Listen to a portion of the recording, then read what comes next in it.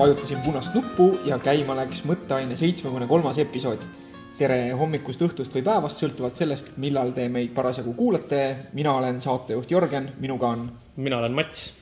Ja mina olen Mihkel. Ja jälle ainult Embid stuudios. Jah, meil on seekord külaline Mihkel Kunnus, kes ilmselt, mul küll puudub igasugune empiiriline andmestik selle kohta, aga ma arvan, et kui panna omavahelisse suhtesse blogisse kirjutatud tähemärkide hulk ja samas lugejate hulk, siis ma arvan, et Mihkel on julges esirinnas nendest inimestest, kes tänapäeval veel blogi peavad. Mis sa ise arvad? Jaa. Mihkel Kunnus on kuulus inimene. Selles mõttes, et ma pean palju blogi, ma vahel prindin selle välja, just printisin jälle ühe päästepaadi eetika, minge poodi ostke, siis saab kivisildnik raha ka.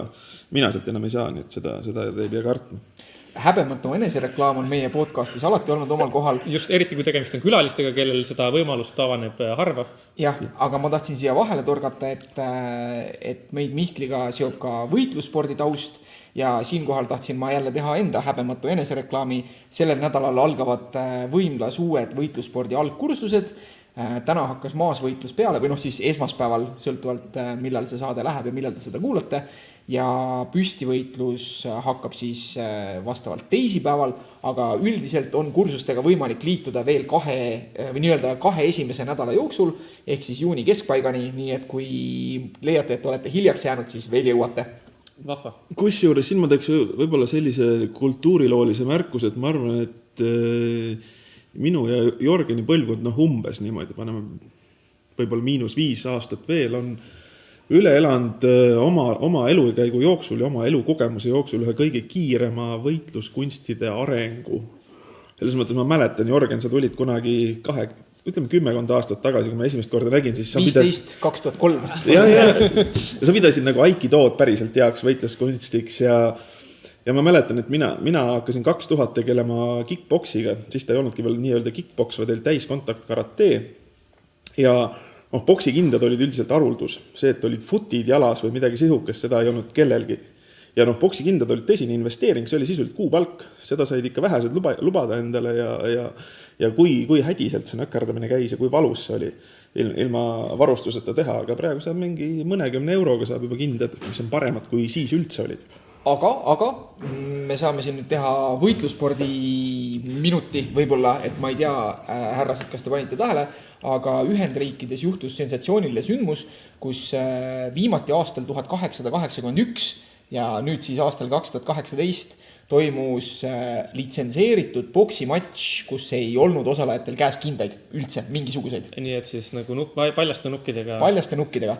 Ja mis on veel üsna märgiline, on see, et kui tavalised võitlusspordi uudised, kui näiteks toimuvad mingid Brasiilia jiu-jitsu võistlused, kui ma sain Soomes hõbemedali või midagi, siis need saavad võib-olla 5 kommentaari, aga sellel uudisel oli Delfis juba paar tundi peale avandlamist 120 kommentaari, nii et inimesed leidsid, et sellel teemal on vaja ohtralt sõna võtta. See on huvitav ka selles mõttes, et meil käib siin tsiviliseerumisprotsess ühelt poolt, aga tundub, et teiselt poolt nagu see metsiku barbaarsuse vajadus nagu kuskil mingis raamistatud vormis tuleb välja ka. Ja muidugi, aga see on täpselt, miks meil on ekstreemspordid on ju. Et see on selles mõttes, et nagu kui inimeste igapäeva elu ei paku seda, ütleme niimoodi, et kui tavaolekus ei ole seda nii-öelda seda põnevust sees, siis seda põnevust tuleb kuskilt mujalt otsima. Ja siis ongi nagu see, et nagu võitlussport alguses võib-olla oli mingisuguste nii-öelda teiste oskuste nagu siis demonstreerimine. Tänavasuhtlus üks osa tänavasuhtlusest. Ja siis see muutus mingisuguseks spordiks on ja siis me tegime, katsuks kuidagi turvalisemalt on ju, aga nüüd on nagu see, et on vaja uuesti, ütleme, seda põnevust tekitada ja siis on lihtsalt võetakse kaitsevahendid vähemaks. Veel ühe analoogiana näiteks mõtlen, et sellisest avalikust või talutavast või viisakast diskursusest on eks ju igasugune seksism üha rohkem välja roogitud, et selline sooline tundlikkus isegi halva nalja pärast võib tulla päris suur madin, aga samas näiteks popkultuuris, räppis ja et see läheb üha nagu tooremaks, jõhkramaks ja pornograafilisemaks. Ma mäletan isegi Siim Nestoril oli tõesti, kus juba popkontserdil tulevad dildode kasutamised täiesti avalikult ja nagu lavashow osana. Lavashow osana jah, eks see Miley Cyrus või kedagi ja siis eks no, Rammstein ikkagi pani nagu üsna hästi, kui me jah. Või noh, räpi sõnad, eks ju. Samas, eks ju, mingi väike seksistlik vihje kuskil mingis normaalses avalikus, eks ju, ma ei tea, kas või Tartu Ülikooli reklaam, keegi ütleb, et siit võib saada toreda mehe, siis see on juba liiga räigelt seksistlik, tammitatakse maha, aga samas, eks ju, kogu see asi kontsentreeritakse mingisse teise kultuurivaldkonda, näiteks popmuusikasse või popkultuuri, mis läheb siis kuidagi tooremaks. Sa tahad siis öelda seda, et kui ütleme, ühelt poolt on niimoodi, et ametliku spordivõistlusena ilma poksikiinasteta matš on nii-öelda nagu ekstra, ütleme, selline uudis ja eriline asi, siis mingisuguses teises kultuurivaldkonnas see on nagu tegelikult pidev nähtus, et ööklubides on seda kogu aeg. Ei, vaata, sest ma mäletan, ma kirjutasin ükskord ühe artikli, kui oli paar kaklust jaanipäeval ja see oli nagu väga suur skandaal ühiskondlikust meediast rääkida, mis toimub, et kas noored nagu täiesti barbariseeruvad, sest oli siukest 2 grupi kaakluslaadset asja. Mõlevad Pärnus, kui ma õigesti mäletan. Ja siis ma nagu analüüsisin nii-öelda, võtsin Norbert Eliase tsiviliseerumisprotsessi ette, näitasin, eks, kuidas vägivalla monopol nihkub üha enam riigi kätte. Ja siis vaatame neid kaklusi, eks ju. Mitte ühtegi rasket vigastust ei olnud nende jooksul. Ammugi ei olnud mitte keegi surnud. Aga samas siuke sündmus vapustas tohutult, eks ju. Sest nii-öelda kulturiseerimata vägivald, erinevalt, eks ju, mis poksiringis toimub, kas on nukid väljas või mitte, toimus, see oli nagu nii vapustav.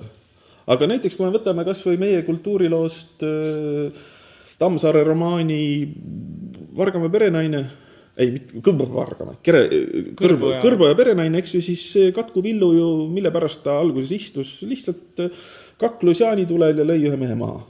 Sai aasta aega tappi, eks ju, et see polnud mingi väga skandaalne asi, jaanipäevadel ikka kakeldi. Et mina olen küll pigem seda meelt, et ma arvan, et need asjad lihtsalt transformeeruvad ja et ei ole nagu sellist uuesti tulekut.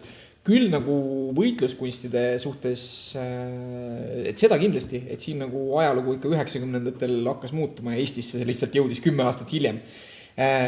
Mis puudutab seda ilmakinnasteta boksimatši, siis eks nagu see, et kas kindad või mitte kindad, see on nagu siuke hästi maitse asi tegelikult sellepärast ja et nii-öelda see brutaalsus on seal hästi palju nagu kultuurist tulenev, kus ma võin tuua naljaka paralleeli või Mihkel võib-olla teab, Mats ilmselt mitte, et näiteks pikka aega MMA-s oli Jaapanis ja siiamaani mõnedes promotsioonides, mis eristas Ühendriikide nagu liigadest, oli see, et küünarnukilöögid olid keelatud.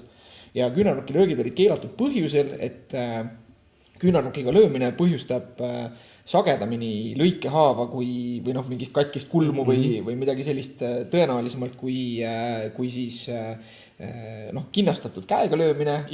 Nii. Ja kuna Jaapanis on nagu siuke kehavedelikega nagu teema ja nende näitamisega televisioonis, siis see oli nagu suur no-no, eks ju, et ja selle tõttu seal oli see vahe, et see on nagu siuke kultuurispetsiifiline. Ja mida tegelikult nagu mitmed võitlusspordi entusiastid ütlevad, et tegelikult et kuidas me seda brutaalsust nagu mõõdame, et see on hästi siuke kõhureaktsiooni nagu põhine. Et jah, seal nagu vaadati ka, et see paljaskäsi boksimatš, eks ju, loomulikult olid inimestel nagu silmad üsna paistes ja kulmu verd oli rohkem, eks ju. Ja käed olid ka kindlasti rohkem katki. Jah, aga teisest küljest nagu mida kinnas võimaldab selgelt teha, on see, et kinnas võimaldab kõvemini lüüa, sellepärast et et ühest küljest mass ja teisest küljest on oht enda käeluud katki lüüa palju-palju väiksem. Et tegelikult nagu seda on nagu teoretiseeritud, et kinnas ei kaitse mitte niivõrd nagu löödava inimese tervist, kuivõrd nagu lööja oma. Eriti kui me räägime sellistest nagu nii-öelda pikast jätkusuutlikust spordiharrastusest, eks ju, sest võib-olla nagu mitte võitlussportlasele tundub see kuidagi nagu jällegi imelik, aga mul endal on nagu olnud ka kulmlõhk ja silma alt lõhk ja nagu õmmeldakse kokku ja jääb väike arm ja sellest ei ole nagu häda midagi. Või nagu, see on tühine asi võrreldes randmevigastusega, eks ju. Kui sa lööd mingid luud paigast ära. Just, ja põhiline asi on ikkagi löögispordialade juures see, et kas ja kuidas me saame ennetada ja vähendada nagu potentsiaalset nagu ajutraumade ohtu, mis jätaks mingit püsivat mõju. Et see, et kas mul on näos nagu 1 või 2 armi vähem või rohkem, see nagu mind ei kõiguta väga kuidagimoodi. Küll aga mind kõigutab see, et kas ma nagu suudan sõnu formuleerida 5 aastat rohkem või vähem. Et see on minu jaoks nagu palju tähtsam. Vot, aga tegelikult ei räägi me täna üldse mitte ainult võitlusspordist, kuigi me ilmselt Mihkliga oleme selles suhtes üsna ühel nõul, et võitlussport on heaks võimaluseks nagu inimesi sotsialiseerida sellega, et mis on vägivald ja luua nagu mingit sükest tervislikku suhet enda ja teiste inimeste kehade vahel kõige üldisemas mõttes. Ja, täiesti. Kas ma võin seda kõrvalekallet veel pikendada? Ma tahtsin küll jõuda selleni, et tegelikult me räägime täna Jordan Petersonist ja nüüd siis pikenda seda kõrvalkallet. Ma pikendan seda kõrvalkallet sellega siis, et kas võib öelda siis nii, et sinu nägemuse järgi võitlussport, kas siis treeningus või võistlusmomendis ei ole vägivald? Jah, et minu jaoks vägivalla definitsioon on seotud tahtevastasusega. Just. Ja siis sealt edasi tuleb järgmine küsimuseks, et kas, meil on see tahtevastasus, sellega ma olen päri, sinna ma nagu tahtsingi jõuda, aga nüüd on siis see, et kuidas selle füüsilise elemendiga seal on, et kas teatud tahtevastased sõnad või sildid võivad ka muutuda vägivallaks või klassifitseeruda kui vägivald? See on keeruline teema ja võib-olla see tuleb meil täna veel üles. Just, et see on hea sissejuhatus selleks. Ma ütleks, et tähendab, et psüühiline vägivald on alati hullem, aga et mitte öelda, ma ei see on väga nagu julge statement. Ja mitte pisendada kuidagi füüsilist vägivalda, aga tihti on see, et füüsiline vägivald on väga suure vaimse vägivalla märk. Tähendab, füüsilise vägivallaga tehakse väga palju vaimseid traumasid. No ma võin tuua siukese näite, et üks, ütleme, vägivaldne kogemus, mis nagu, tõepoolest ma võiks öelda, et see oli mulle kerge trauma, psüühiline trauma selles mõttes, et jättis siukese kogu järgnevale eksistentsile teatava traumaatilise noodi juurde. See oli ükskord, kui ma käisin jooksmas, see oli umbes 10 aastat tagasi. Suhteliselt hämar oli. Tamme staadionil kuulen mingi kampnoor, lähme anname sellele peksa, eks ju. Paks jookseb, lähme anname paksul peksa. Seal oli mingi 4 poissi ja paar tüdrukut. Ja siis need tüdrukud veel, eks ju, ergutasid, andke paksul peksa. Ja ma lootsin, et vähemalt tuleb, eks ju, mingi nagu eelmäng. Aga üks astus mulle kohe juurde, ma tõmaki vastu huult. Mõtlesin, et annavadki paksule peksa. Tähendab, ainus asi, mis trauma mina sain, oli see, eks ju, et tõepoolest mul oli väike huule peal, väike seest poolt natuke katki. Nemad said palju rohkem traumasid selles mõttes, füüsilises mõttes. Aga nagu tõesti siuke raske tunne nagu hinge, sellepärast, et tõesti on siuke inimesed olemas, nagu lihtsalt meelelahutuslikul eesmärgil, läks annaks üksikule tervisesörkjale, eks ju, ketukat. Lootsid, et nad on sinust, neid on rohkem ja nad lootsid, et nad on sinust tugevamad, et näe paks, et lähme teeme talle ära. Jah, tegelikult ma olin, eks ju, võistlussportlane, kes oli ennast juhuslikult soojaks jooksnud, nagu kõige halvem variant rünnakuks ja nemad olid natuke purjus. Ja siis veel tüdrukud ergutasid, see oli nagu eriti jälk niimoodi. Ja ongi nagu selleks, et nüüd sina pead elama maailmast, kus sa tead, et on oht, et asjad on olemas tõepoolest, et nagu turvatunne mingis mõttes on nagu löödud kõikuma. Ja pärast seda ma hakkasin jooksmus käis kaasas kandma telefoni, varem ma seda ei teinud. Ma ei saanud kutsuda neile ei kiirabi ega politseid. Esimene oli võib-olla õiglane, teine asi oli võib-olla, eks ju, kahju. Ja üldse, aga samas näiteks viimasel võistlusel, eks ju, mul oli kulm oli vaja õmmelda, isegi suust seest poolt oli vaja õmmelda, aga samas nagu süda laulis. Mu füüsilised vigast olid päris suured, aga mul süda laulis sellepärast, et ma olin jõudnud, ma tegin finaali lõpukongini, eks ju, tegin võistluse kaasa, kuigi olin juba, võib-olla mitte enam esimeses nooruses spordiala mõttes. Et selles mõttes ma arvan, et jah, et on füüsiline vägivald või vaimne vägivald hullem, aga tihti võib olla füüsiline selle märk.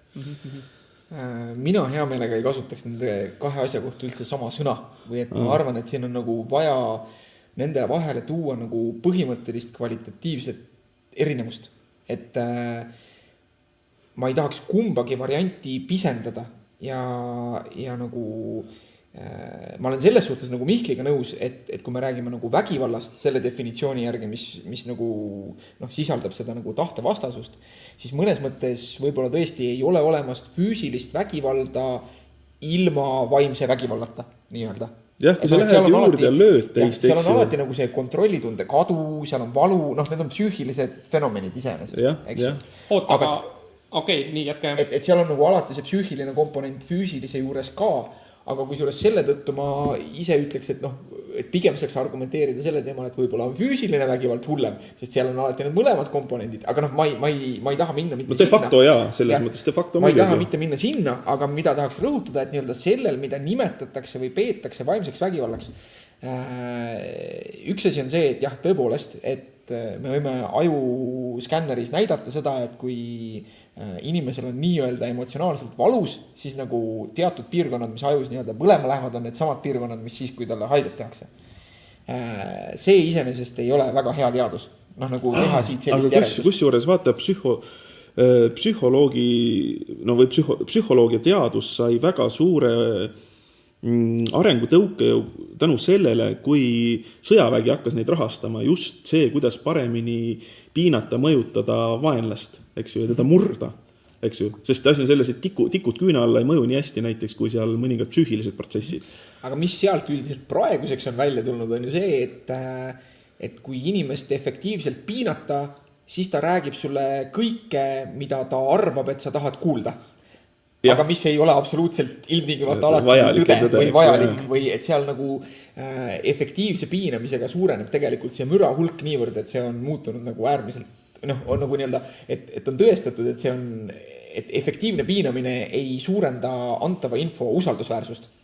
Kuigi ta võib-olla suurendab seda antava info kogust. Jah, suurendab antava info kogust, jah. Aga oota, ma tahaks nüüd ära öelda selle, aga mulle meeldib nagu öelda inimestele, et kes kuidagi nagu rõhutavad seda vaimse vägivalla komponenti, öelda alati seda, et aga me võime ju proovida nagu, et teeme sellise nagu nii-öelda vastasseisu, kus sina võid mulle öelda, mida iganes sa tahad ja mina võin nagu kasutada enda rusikaid. Ja, aga siis see ei oleks vägivald sellepärast, et sina oled andnud talle loa öelda neid sõnu. Ta võib ka öelda neid sõnu, mida ma ei anna talle luba öelda. Aga sa oled andnud talle niisuguse, nagu see, kuidas öeldakse, nagu üldise loa, on ju. See on sama, mis, sest vaata, kui sa lähed ikkagi puuri või sa lähed ringi, siis sa ju annad ka oma vastasele nagu etteantud reeglite piires loa teha kõike. Ja kui sa etteantud piirides, nii. Ja praegu selles olukorras, mida sa nagu selles hüpoteetilises olukorras, mida kirjeldasid, need piirid, mis sa annad oma vastasele kätte, on see, et sa võid kasutada kõiki sõnu. Järelikult sa oled andnud loa kõikide sõnade kasutamiseks. Järelikult see ei ole enam sinu tahte vastane. Aga ma põhimõtteliselt lihtsalt tahan osutada sellele, et nii-öelda selles, mida nimetatakse vaimseks vägivallaks, et seal on nagu oluliselt suurem interaktsiooni moment võrreldes füüsilise vägivallaga. Et nagu selles mõttes, et kui mulle lüüa rusikaga vastu nina, siis nagu mu nina on mu nina, et nagu ma ei, selles mõttes... Sina ei ole sinu nina ühesõnaga. Ja, või et seal selles mõttes, et see, ma ei saa nagu, nii-öelda minu kui ma seisan paigal, mu varasemast taustast ei sõltu see nagu, kui palju mu nina vastu peab, kas sealt hakkab jooksma verd või kas luu läheb katki. See sõltub sellest nagu mõõdetavast jõuhulgast, mis tabab mu nina ja nii edasi. Aga nagu, või ütleme see teine paralleel, mida mulle meeldib nagu tuua, on see, et kui me mõtleme nagu kõige õudsemate solvangute peale, mida sa võiksid enda aadressil ette kujutada, mis sind nagu tõesti võib-olla häiriks. Kui neid samu asju ütleks sulle hiinlane, hiina keeles, siis sinu reaktsioon ei oleks samasugune. Kuigi nagu, kui ta sind lööks, siis see on nagu nii-öelda kultuuriülene või vähemalt kultuuriülesem. Vot see raamistik, mis siin paika pandi juba iseenesest näitab, ma ei taha, ma pean ikka natuke solvama, kujutlusvõime piirangut, aga see on selline leebe sõna, aga tähendab, psüühiline vägivald peab mõjutama inimese identiteeti kuidagi kestvuslikumalt kui üks solvang. Psüühiline vägivald tähendab rikkumist inimese psüühilises integreerituses midagi. See on see, kui sa saad teada, et sind on petetud, et sinu laps tegelikult ei ole näiteks sinu oma või tähendab, see tähendab mingid, vot siin ma saaks kasutada Jordan Petersoni, kui tema juurde minna, mõningaid näiteid, mida tema toob, eks ju, et kui sa saad teada, et näiteks sind on petetud, näiteks, eks ju, abikaasa on sind petnud, et siis lausa nagu tagasiulatuvalt variseb väga palju kokku tänu sellele, eks ju, sa tead, et sa oled elanud vales väga pikalt. Sinu identiteet teiseneb ümber, eks ju, sinu maailma tungib sisse nii-öelda kaos järsku, eks ju. Sest tõepoolest nüüd ja praegu sõnal puudub löögiline ekvivalent, kui eks ju, sa lähed võõra inimese juurde, sa saad selle tõesti füüsiliselt, saad väga kohe haiget teha, ilma et teil oleks mingit ühist minevikku, et sa teaksid tema kohta midagi. Aga selleks, et teha nii-öelda psüühiliselt, vaimselt haiget, sa pead teadma palju rohkem temast ja sa pead löömadada sinna kohta, mis on tema identiteedis väga tähtis. Lähedased inimesed saavad teha seda paremini, eks ju. Mõningatel inimestel või inimgruppidel me teame, et mis on nende identiteedis väga keskel kohal, eks ju, kui sa lähed, võtad moslemile, viskad Koraani prügikasti, eks ju, tõsiusklikud moslemil, nagu on tehtud neid piinamisi, WC-potti viskad või teed Muhamedist karikatuure, eks ju. Sunnid ossi krõpsu sööma. Jah, et see paneb neile kuidagi, eks ju, sinna, neile sa saad selle konksu sinna taha, eks ju, aga noh, selles mõttes, et ütle nüüd mulle niimoodi, et sa teed mulle haiget, ega seda on tõesti väga raske teha, eks ju. Ja, aga noh, küsimus ongi selles, et siin on nagu see, et sa ilusasti tõid välja, et see on see, et see sõltub inimese identiteedist ja näiteks muuhulgas ka siis noh, inimese nagu sellisest üldisest nagu ütleme siis enesehinnangust, globaalsest enesehinnangust ja nagu sellest, kuidas see haakub mingite aspektidega tema elus. Aga sellepärast ma ennast ütlesingi, et nagu, et sina ei ole sinu nina, et kui keegi lööb sind ruskaga vastu sinu nina, siis su nina saab nagu haiget, on ju, ja sa võid öelda, et aga mul on valus. Mul on päris kindlasti valus. Ja sul on valus, on ju, aga ongi selleks, et nagu, et su nina ei ole selles mõttes ju sina, et nagu kui keegi nagu ründab sinu identiteeti, on ju, et ta paneb nagu kahtluse alla, ütleme niimoodi, et kui Jörgen mõtleb endast muuhulgas kui mehest või kui isast ja kui keegi paneb nagu selle kahtluse alla veenvalt paneb sinu jaoks tolle hetkel veenvalt, et sa ei ole näiteks hea isa, mida sa tõenäoliselt arvad, et sa oled, on ju, et siis on nagu see, et võtta hea isa olemine, see on nagu osa sinust, see on nagu rohkem sina kui sinu nina. Aga vaata, seal on nüüd see interpretatsiooni küsimus see, et ütleme, kuidas inimene nagu kõige üldisemalt ütleme elust üldiselt siis nagu mõtleb. Et näiteks kui sa võtad selle isa teema, siis nagu alati, kui ma saan nii-öelda tõendusmaterjali selle kohta, et see on, ütleme, see on selline klassikaline viga, mis inimesed, me läheme nüüd psühholoogiasse, et klassikaline viga, mis inimesed teevad, on see, et aetakse segamini väärtused ja eesmärgid. Et hea isa olemine kui identiteedi osa, see ei ole eesmärk. See ei ole minu jaoks eesmärk, sest seda ei mõõdeta nagu, või kus see nagu mõõtepunkt või mõõdupuu on. Et parimal juhul on see, et eks see on siis, et kui nagu, et see on see, mida inimesed mu peiedel nagu ütlevad ja mõtlevad. Või antakse auhind, aasta isa.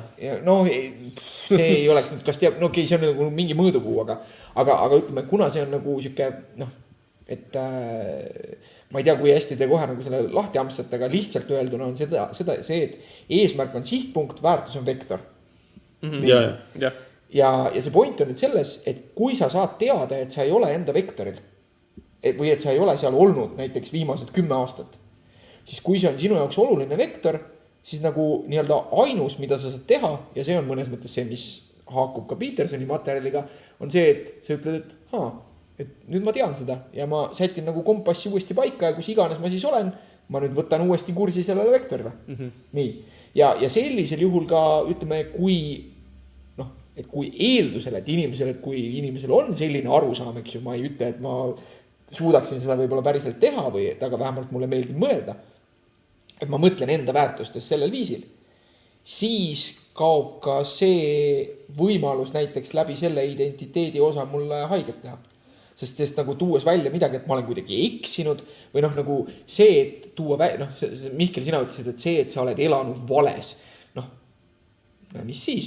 Ma ei saanud seda ju teada või et nagu mul nüüd on mingisugune hulk nagu informatsiooni, et mis ma tahan lihtsalt, et ma ei taha praegu hakata selgeks vaidlema nüüd seda, et kas ja kuidas elust peaks mõtlema, sellest me veel jõuame, kas läbi 12 reegli või mitte, eks ju, aga ma lihtsalt tahtsin seda tuua näitena sellest, et see nagu psüühilise vägivalla või sellise nagu see moment, et seal on esiteks on seal alati, seal on nagu see väga tugev interaktsiooni komponent, mis muudab ka mõnes mõttes nagu ennustamatuks selle, et mida see, minu käest vahel sportlased küsivad seda, et kuidas selle vastase psühholoogilise mõjutamisega ikka lood on, et äkki ikka nagu annaks töödelda kuidagi. Äkki annaks töödelda ja ma olen kuulnud nagu nii-öelda anekdootlikul tasandil, et väidetavalt 80-ndatel Moskva psühholoogid käisid ka koondistega kaasas ja kelle ülesandeks oli siis Baskinil on üks sükene monoloog, huumorimonoloog, kus ta siis ka, et ongi see, et nii kui vile käib, jooksen platsil, hakkan vastast töötlema. Et ongi sükene psühholoogilise töötlemise sükene 5 või 7 minutine sükene huumorimonoloog. Okei. Kas see on YouTube'is? Kas sa saad seda liigetada? Tõenäoliselt saab. No igatahes, et ja nii-öelda tänapäevase spordipsühholoogia ja siis selle, mis mina alati ütlen, nagu see ütleb väga selgelt seda, et vastase psüühikas on nii palju muutujaid, et keskendu endale, proovi enda psüühikaga hakkama saada. Sest kui sa hakkad mõtlema selle peale, et sa äkki nüüd mingi viisiga mõjutad vastast ja siis selgub, et see ei tööta või et see töötab viisil, mida sa ei oodanud, siis sellel on sulle endale palju hullem mõju kui potentsiaalselt vastasele. Et see on nagu see interaktsiooni momendi koht ja sealt ühtepidi tuleb siis see, et ühtepidi tuleb see, miks ilmselt Mihkel ütles seda, et psüühiline vägivald võib olla palju hullem, sest sellel nagu võivad olla ka nii-öelda ennustamatult katastroofilised tagajärjed ja ennustamatult kestvad tagajärjed ühest küljest inimese identiteedile ja psüühikale. Aga teisest küljest on seal ka nagu selline üsna nagu raskesti ennustatav nagu resilientsuse või vastupanuvõime moment või paranemise moment. Ühesõnaga, et kui me võime siis seda üldistada niimoodi, eks, et ükskõik kes, kui ta lööb mind sellise tugevusega, mul on valus. Et kui sulle ikka nuga selga lüüakse. Ja ükskõik, kes mulle noa selga lööb, siis ma saan samamoodi kahjustatud füüsiliselt, on ju. Aga selleks, et mind eeldusel, et see on sama pikk nuga. Et kui on nagu 10 sentimeetrine versus 15 sentimeetrine nuga, siis ja sama tugevusega lüüakse, on ju. Aga versus siis teine olukord, kus on see, et nagu, et teatud sõnade või teatud mis iganes solvangute või muude ütluste ütlemine, nagu see, et sellel oleks see efekt, see oluliselt sõltub, kes, kuidas ja millal ütleb. Ja sa ei saa nii universaalne kui vägivald, füüsiline vägivald. Füüsiline vägivald on ääretult kontekstivaba ja universaalne, eks ju, aga psüühiline vägivald võib olla see, et eks ju näiteks kui on noor tüdruk, ma ei tea, kogub tükk aega julgust, et võtta poiss tantsima, eks ju, isegi nii-öelda ebatraditsiooniline olukord ja see poiss ütleb, sa oled nii kole, eks ju. Vaata, siukene paneb ilge litaka, eks ju, sest see kontekst teeb selle tundlikuks. See litakas tekib ja selle litaka suurus sõltub nagu sellest neiust. Just täpselt, ma tahtsingi öelda, et nagu füüsiline vägivald on mingis mõttes nagu palju lihtsamini kvantifitseeritav ja sest nii-öelda vaimsed musklid ja vaimsed kõhulihased pole kuidagi nii hästi näha, või psüühilised. Ja oluline on see ka, et me ei saa hinnata seda või nagu me ei saa tuua seda sinna, et võrrelda noa selga löömisega. See neiu ei saa sellel hetkel, või me võime võtta vastupidi ka, see sugu ei ole siin mõnes mõttes tähtis selles näites, eks ju. Et see inimene, kes saab korvi, ta ei saa sellest ajurebendit.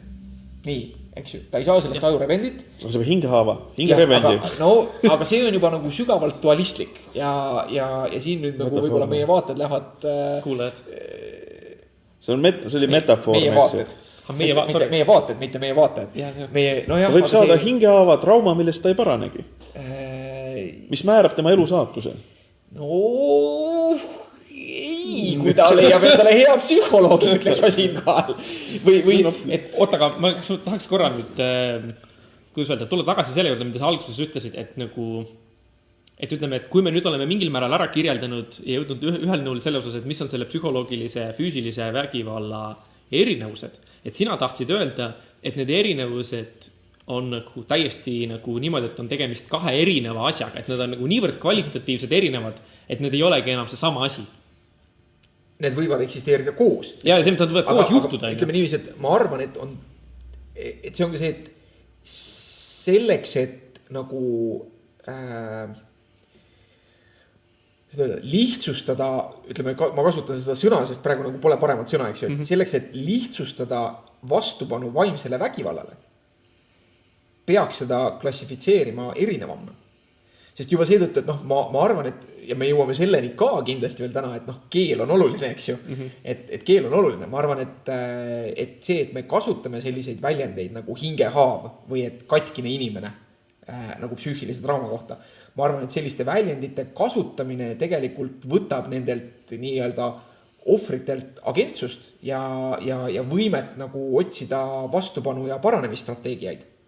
ja kusjuures näiteks üks asi, mille siia võiks tuua, on nii-öelda, see eesti keelde on tõlgitud minu arust kuuluvusagressiivsuseks, on see relational aggression, eks ju, sa ütlesid siin väga mehelikult, no ütle mulle midagi, eks ju, mida iganes, sa teed ennast tefloniks, ma ei karda. Aga see, mida on uuritud nii-öelda relational aggression, seoses näiteks ka nutitelefonide tulekuga on see, et sooline erinevus on siin statistiliselt mängib päris palju rolli, et kui lapsed said nutitelefonid, eks siis poistega on ikka niimoodi, et poiste vahel seisuks läheb, siis lõpus nad kasutavad seda nutitelefoni pihukirvega, eks ju, lihtsalt, neil asi läheb väga lihtsalt siiski füüsiliseks. Aga tüdrukutel, eks ju, neil on vaenlase kahjustamise strateegiad ei ole üldse nii otsesed, nad näiteks kahjustavad teise sotsiaalseid sidemeid. See on näiteks levitavad kuulujutte, laimavad, rikuvad ära tema sõprussuhted ja samas otse kontaktis on ta üldse naeratada, eks ju, tähendab, nende vägivald on siuke kaudne, mitte otsene ja mitte frontaalne. Niki Krikk on sellest üks klassikaline uurimus, ja kusjuures see on, võt siin on nagu, keskelt läbi on siin nagu, võt see on nagu naiste mängumaa rohkem, eks ju, et õpetajatele räägitakse ka seda, et poisid ehitavad hierarhia, annavad tuupi, tüdrukud kasutavad siukesi võrgustike ja tõrjumisstrateegiaid, eks tüdrukute ja poiste koolikius on selles mõttes erinev. Siin muidugi me võiks teha lahti selle purgi usse, et kui palju on need erinevused tingitud sellest, et kuidas me erinevaid sugusid sotsialiseerime ja nagu vägivallaga. Ja kuidas on nagu see munakana ja selles ei jõua kuhugi. Bioloogiline determinism. Sest et kui me räägiksime nüüd, korra räägime jälle nagu nii-öelda vihjame, et hakkame varsti Petersonist rääkima. Me oleme juba pool tundi oleme vihjanud selle. Et ühesõnaga, et nagu mina arvan, ma tunnistan ausalt, ma ei ole Petersoni seda raamatut lugenud, ma ei ole seda raamatut isegi sirvinud. Aga mida ma olen teinud on siis see, et ma olen lugenud väga palju Petersoni kohta ja ma olen vaadanud väga palju, võib öelda, et ma olen vaadanud tunde erinevaid videosid siis sellest, kuidas ta ise peab loengut või peab mingit debatti või on keegi, kes siis kommenteerib teda. Ja selle põhjal mul on nagu väga tugev tunne, et Peterson on ikkagi nagu üsna veendunud sükene bioloogiline determinist, et ühesõnaga, et meie bioloogia määrab väga palju erinevaid asju ära ja siis mingis mõttes ütleme, mis iganes reegleid või inimühiskonna tegevusi me teeme, et me peaksime nagu seda bioloogiat nagu arvesse võtma. Et siis selles mõttes, et kui me kujutleme teda siia ette 4. vestluspartnerina, et siis tema vastus Jörgeni küsimusel oleks ilmselt see, eks, et sotsialiseerumisel võib-olla on seal roll, aga võib-olla et bioloogial on seal suurem roll. Neil on mõlemal rolli, asi on selles, et see sotsialiseerumine on tihti settinud kogemus, et miks tüdrukuid ja poisse kasvatataksegi tihti erinevalt, mis on tõepoolest, asi on selles, et kogemus näitab, eks kui sa hakkad õpetaja saab näiteks järjest kogemusi, eks mida kogemus tähendab, see tähendab, et ta kannab eelmise lapse kasvatamise tagasisideme tulemuse kuidagi uuele lapsele üle ja selle jaoks ta loomulikult peab tegema mingit laadi kategoriseerimised. Näiteks, eks ju, elavaloomulisi ma kohtlen niimoodi, sest ma olen nii palju elavaloomulistega kokku saanud. Ja loomulikult sinna mingisse korrelatsiooni tekib ka sugu, eks ju. Ja siin me jõuame väga lihtsalt euristilisse ringi, et kumb on, tähendab, eks ju, võtame siis liigilise erinevuse, me peame sigu erinevalt kasvatama kui koeri. Eks ju, kogemuselt me varsti näeme niimoodi, et ühted on üks loomus, teistel loomus ja see tähendab, et me arvestame nende erineva loomusega. Et kui me hakkame neid ühtemoodi kasvatama, siis ühele mõjub halvasti, mõjub teisele halvasti. Aga kui me tahame arvestada nende ette antud tõelise loomusega mingis mõttes või selle kujunemispotentsiaalidega, siis me peamegi neid erinevat viisi kasvatama. Samas me näeme seda, et inimesed, kes peavad kodukoeri versus kodusigu, ei pea neid väga erinevalt. Võt jah, selle ma tahtsin just jõudeks, et see sigade ja koerte näide on selles mõttes hea, et ma olen nõus selles osas, et see, kuidas me täna, tähendab mitte see, või miks me enamasti sigu ja koeri kasvatame või peame, et see eesmärk, mida me taotleme, on erinev ja seetõttu ka see, kuidas me neid kohtleme ja kasvatame, on erinev, sellepärast, et me tahame neist nii-öelda nagu erinevaid asju saada. Aga ongi see, eks, et kui me mõtleme nagu siis lastest koolis või inimestest ühiskonnas, et siis justkui nagu võiks tahta nii, et kõikidest inimestest võib saada nagu igasuguseid inimesi, et meil ei ole nii, et me kuidagi nagu eelnevalt määrame ära, et me umbes, et me meestest tahame juhte ja naistest me tahame midagi muud. Ei, see on klišee selles mõttes, et ärme võtta siga ja koera, võtame näiteks pardi ja kana, eks ju. Kanale võib vesi isegi ohtlik olla, koperdab sisse, upub ära. Aga pardil on väga vajalik. Samas kana tahab õrt, part ei taha õrt, eks. Ja see argumentatsioon iseenesest, mis pärineb on, ma räägin loomade vabastusest, selline raamat Peeter Singerilt aastal 1975, seal ta toob ka, eks ju, et võrdse kohtlemise nõue tähendab, et me arvestame kõigi vajadustega võrdselt. Ja ta toob niimoodi, et kui me võtame inimlapse vajaduse, siis inimlapsel on see, et tal oleks turvaline keskkond, ta saaks olla omaealistega koos sotsialiseeruda, areneda, aga seale, eks ju, tema võrdlebki liike, ütleb, aga seale on vaja, et tal oleks üks mudamülgas, oleks piisavas kogus juurikaid ja neid, et võrdne kohtlemine tähendab võrdset arvestamist. Ja see tähendab seda, et me vaatame, milliseid arengutingimusi vajab üks ja milline teine. No jah. Ja niimoodi, ja siit tuleb see erinevate asjade kohtlemise asi. Kui me seda sama mõtlemist nüüd hakkame inimeste peale rakendama, siis selleks, et seda inimestele rakendada, see eeldab seda, et me ütleme, et nendel inimestel on juba olemuslik või loomuslik mingisugune erinevus, mis seda... Meil peab olema eelteadmine, jah. Aga ilma selleta ma ei saa. Jah, seda küll, aga nüüd ongi küsimus selleseks, et me peame teadma, kumba otsa käib mähkmed ja see on juba eelteadmine, eks ju. Ja. Mis on õpitud eelmiste kogemuste pealt. Ja selles mõttes paratamatult struktuurselt stereotypiseeriv. Muud võimalust meil ei ole. Ja ma ütleks, ja mulle tundub, et niivõrd kuivõrd Peterson on sükene esiteks bioloogiline determinist, et ikkagi nagu meie see bioloogia määrab asju ära ja teiseks see tema kõige suurem vaenlane on see postmodernistlik neomarksism. Eks? Kui see on tema vaenlane ja kui postmodernistid on niisuguste siis tõelise olemuse vastu ja Peterson on postmodernismi vastu, siis järelikult Peterson peaks olema tõelise olemuse poolt. Nii et mis see inimloomusega on? Inimloomuse üks omadus on ääretu paindlikkus. Inimese loomuses on olla paindlik. Inimese loomuses on olla sotsialiseerimist vajav. Inimese loomuses on see, et ta vajab sotsialiseerimist. Et inimese minasus ise on sotsiaalne. Kui inimene ei ole teiste inimestega koos, siis ta ei muutu inimeseks mingis mõttes. Ja, see on ilmselge. See on üks tema loomuse osa. Eks, et inimesel kahtlemata on loomus, see on kahtlemata väga paindlik. Ja seda me mõnes mõttes eks ju teame. Ja me teame seda nendest õnnetutest juhtumitest, kus on nii-öelda... Ja mõnikord isegi, ma just hiljuti lugesin just juhtumit selle kohta, et nagu lühidad kirjeldust olid, et kus olid niimoodi, et ei olnud mitte üksik laps, vaid oligi nagu tähendab siis, neid oli mitu. Ja siis oligi see, et nad ei rääkinud omavahel, nad tõesti nagu suhtlesid kui loomad on ju. Ja see oligi see, et nad hoidsid kokku, aga nad nagu teiste inimestega ei suhelnud. Ja see oligi nagu see, et meie pildist vaadatuna nad ei olnud sotsialiseeritud, aga oma enda pildist nad olid sotsialiseeritud, nad olid oma enda sellesse väiksesse gruppi. Olid nad sotsialiseeritud, nemad hoidsid kokku ja omavahel suutsid nagu mingil määral suhelda. Et selles mõttes tõesti. Aga nüüd on meil siis see, et kui me sotsialiseerume, siis on meil vaja ju gruppi, eks, seda ühiskonda või seda gruppi, kellega sotsialiseeruda. Jah, ja ka mida tähendab sotsialiseerumine? Sotsialiseerumine tähendab mingis mõttes seda, eks ju, et indiviidsust kui sellist ei ole olemas.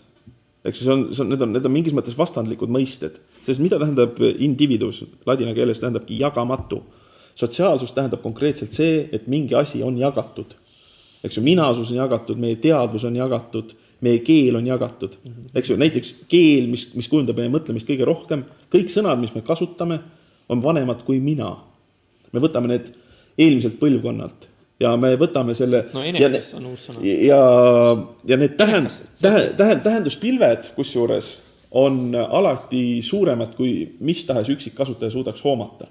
Ja Lotman, mitte ainult Lotman, üks väga sage kultuuri määratlusi ongi, et kultuur on mittegeneetiline pärilikkus. Eks ju? Tähendab, on defineeritud pärilikkuse kaudu, see tähendab, on enne olemas. Ja mis seda iseloomustab samamoodi, eks ju, pärilikkus. Me võtame selle eelmisest põlvkonnast. Nii nagu, eks ju... Ja siis see nagu mõnikord suvaliselt muteerub aga samal ajal nagu edukamad asjad kanduvad edasi ja nii edasi nagu noh. Ja samamoodi jah, muteerub, seda taastoodetakse, eks ju, niivõrd kuivõrd edukalt. Noh ja vahepeal, eks ju, arvati, et memeetika on tulevikuteadus, aga nüüd tähendab meem hoopis midagi ka see asi muteerus. jah, just. Korralikult. Aga nüüd on siis see, eks, et kuhu meil selles mõttes ta on nagu välja jõuda, eks, et nagu no see postmodernistlik neomarksism, mis on see Petersoni kõige suurem pind silmas, vähemalt tema avalikes loengutes on ju, et seal, ütleme, selle nii-öelda see avaldumine, see nii-öelda, mis temale nagu valmistab tõsist nagu hingepiina või probleemi, mille vastu ta seisab, on see grupipõhine mõtlemine ja siis see, mida ta nimetab see identity politics on ju, et ongi see, eks, et on mingisugused identiteedid, mis määravad inimese ära ja inimene ongi nagu selle grupi või selle identiteedi poolt, kas siis mis iganes on tema see soomääratlus või mingisugune rahvuslik või rassimääratlus on ju.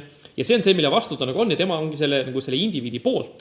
Just, et noh, nagu, et muidu on niimoodi, et muidu me oleme nagu selles õudses kommunistlikus Hiinas või mingisuguses Nõukogude Venemaal. Või natsismis või fašismis. Jah, just, et nagu selles mõttes, et seda ta rõhutab, et identiteedipoliitikaid saab mängida mõlema poliitilises või ideoloogilises servaäärmuses ja seda on alati tehtud. Ja teda nagu hirmutab, või ta ütleb seda, et eks ju, et parempoolsete puhul me saame nagu väga konkreetselt teha või osutada, millal nad lähevad üle piiri. Nad ütlevad, siis kui keegi ütleb, mingi rahvus on ülimuslik teisest, mingi rass on ülimuslik teisest, siis on selge, nendega me enam ei mängi, eks ju, nad on ennast diskrediteerinud, nad ei kuule enam meie tsiviliseeritud debatti.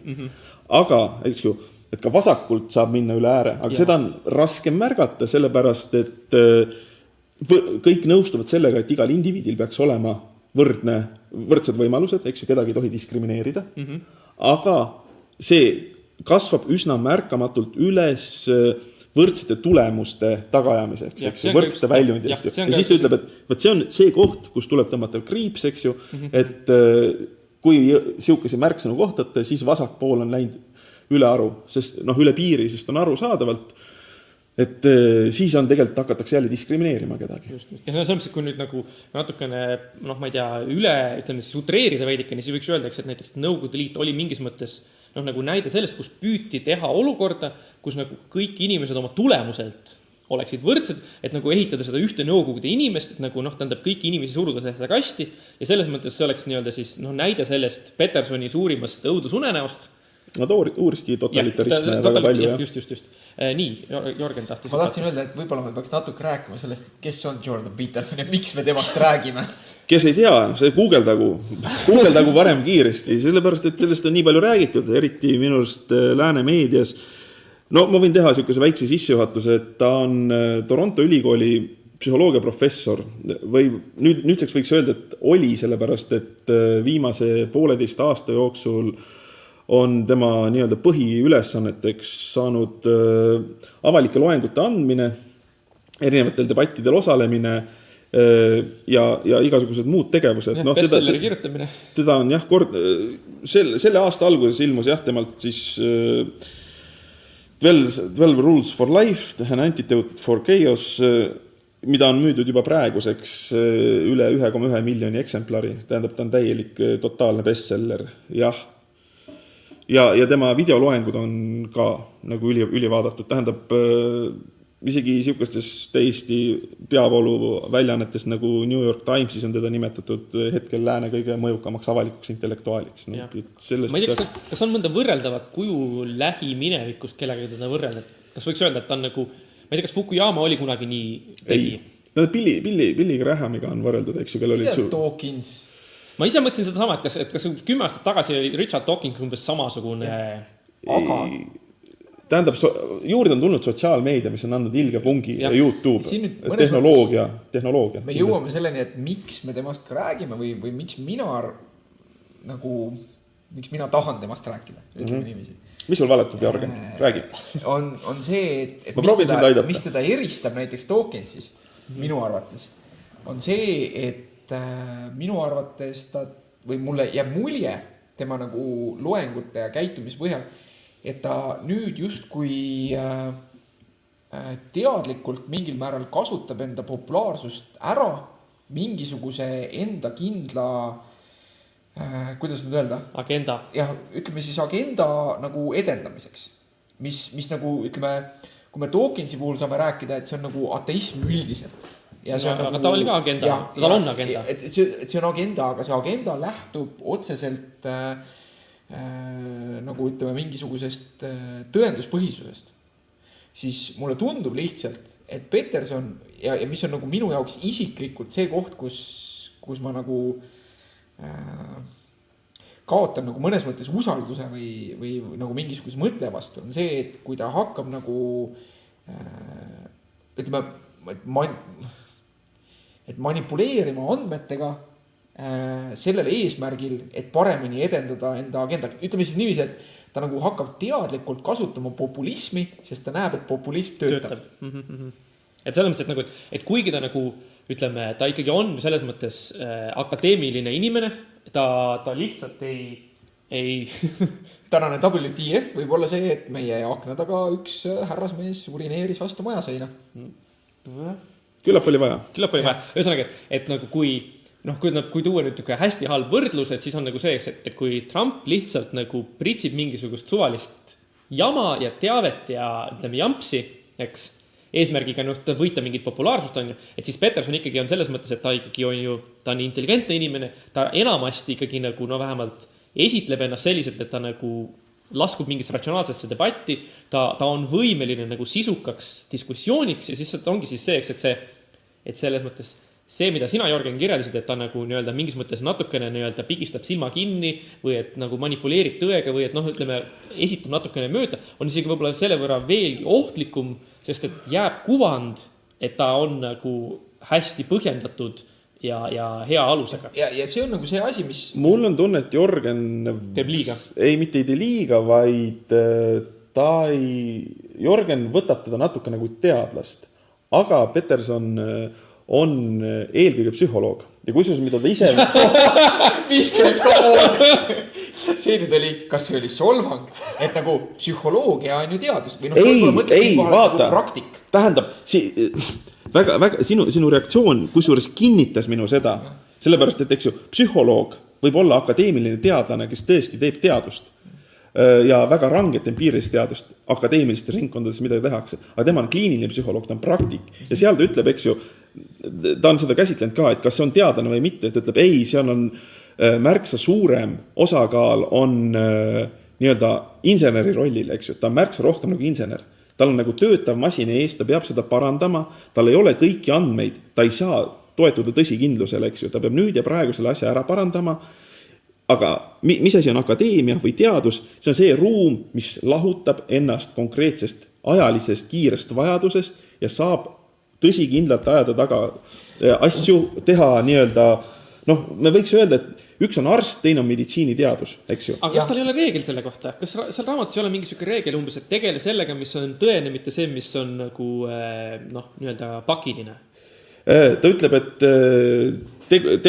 tee seda, mis on tähenduslik, mitte see, mis on expedient nii-öelda vahetut tagasiside. Aga see on minu meelest, tulles selle juurde tagasi siis, et see on nagu, kuidas me arvaksime arstist või me siin praegu teame, mida me arvame arstist, kes edendab homöopaatiat, eks ju, meil on nagu Tallinnas oli see, kellest nüüd kirjutatakse palju.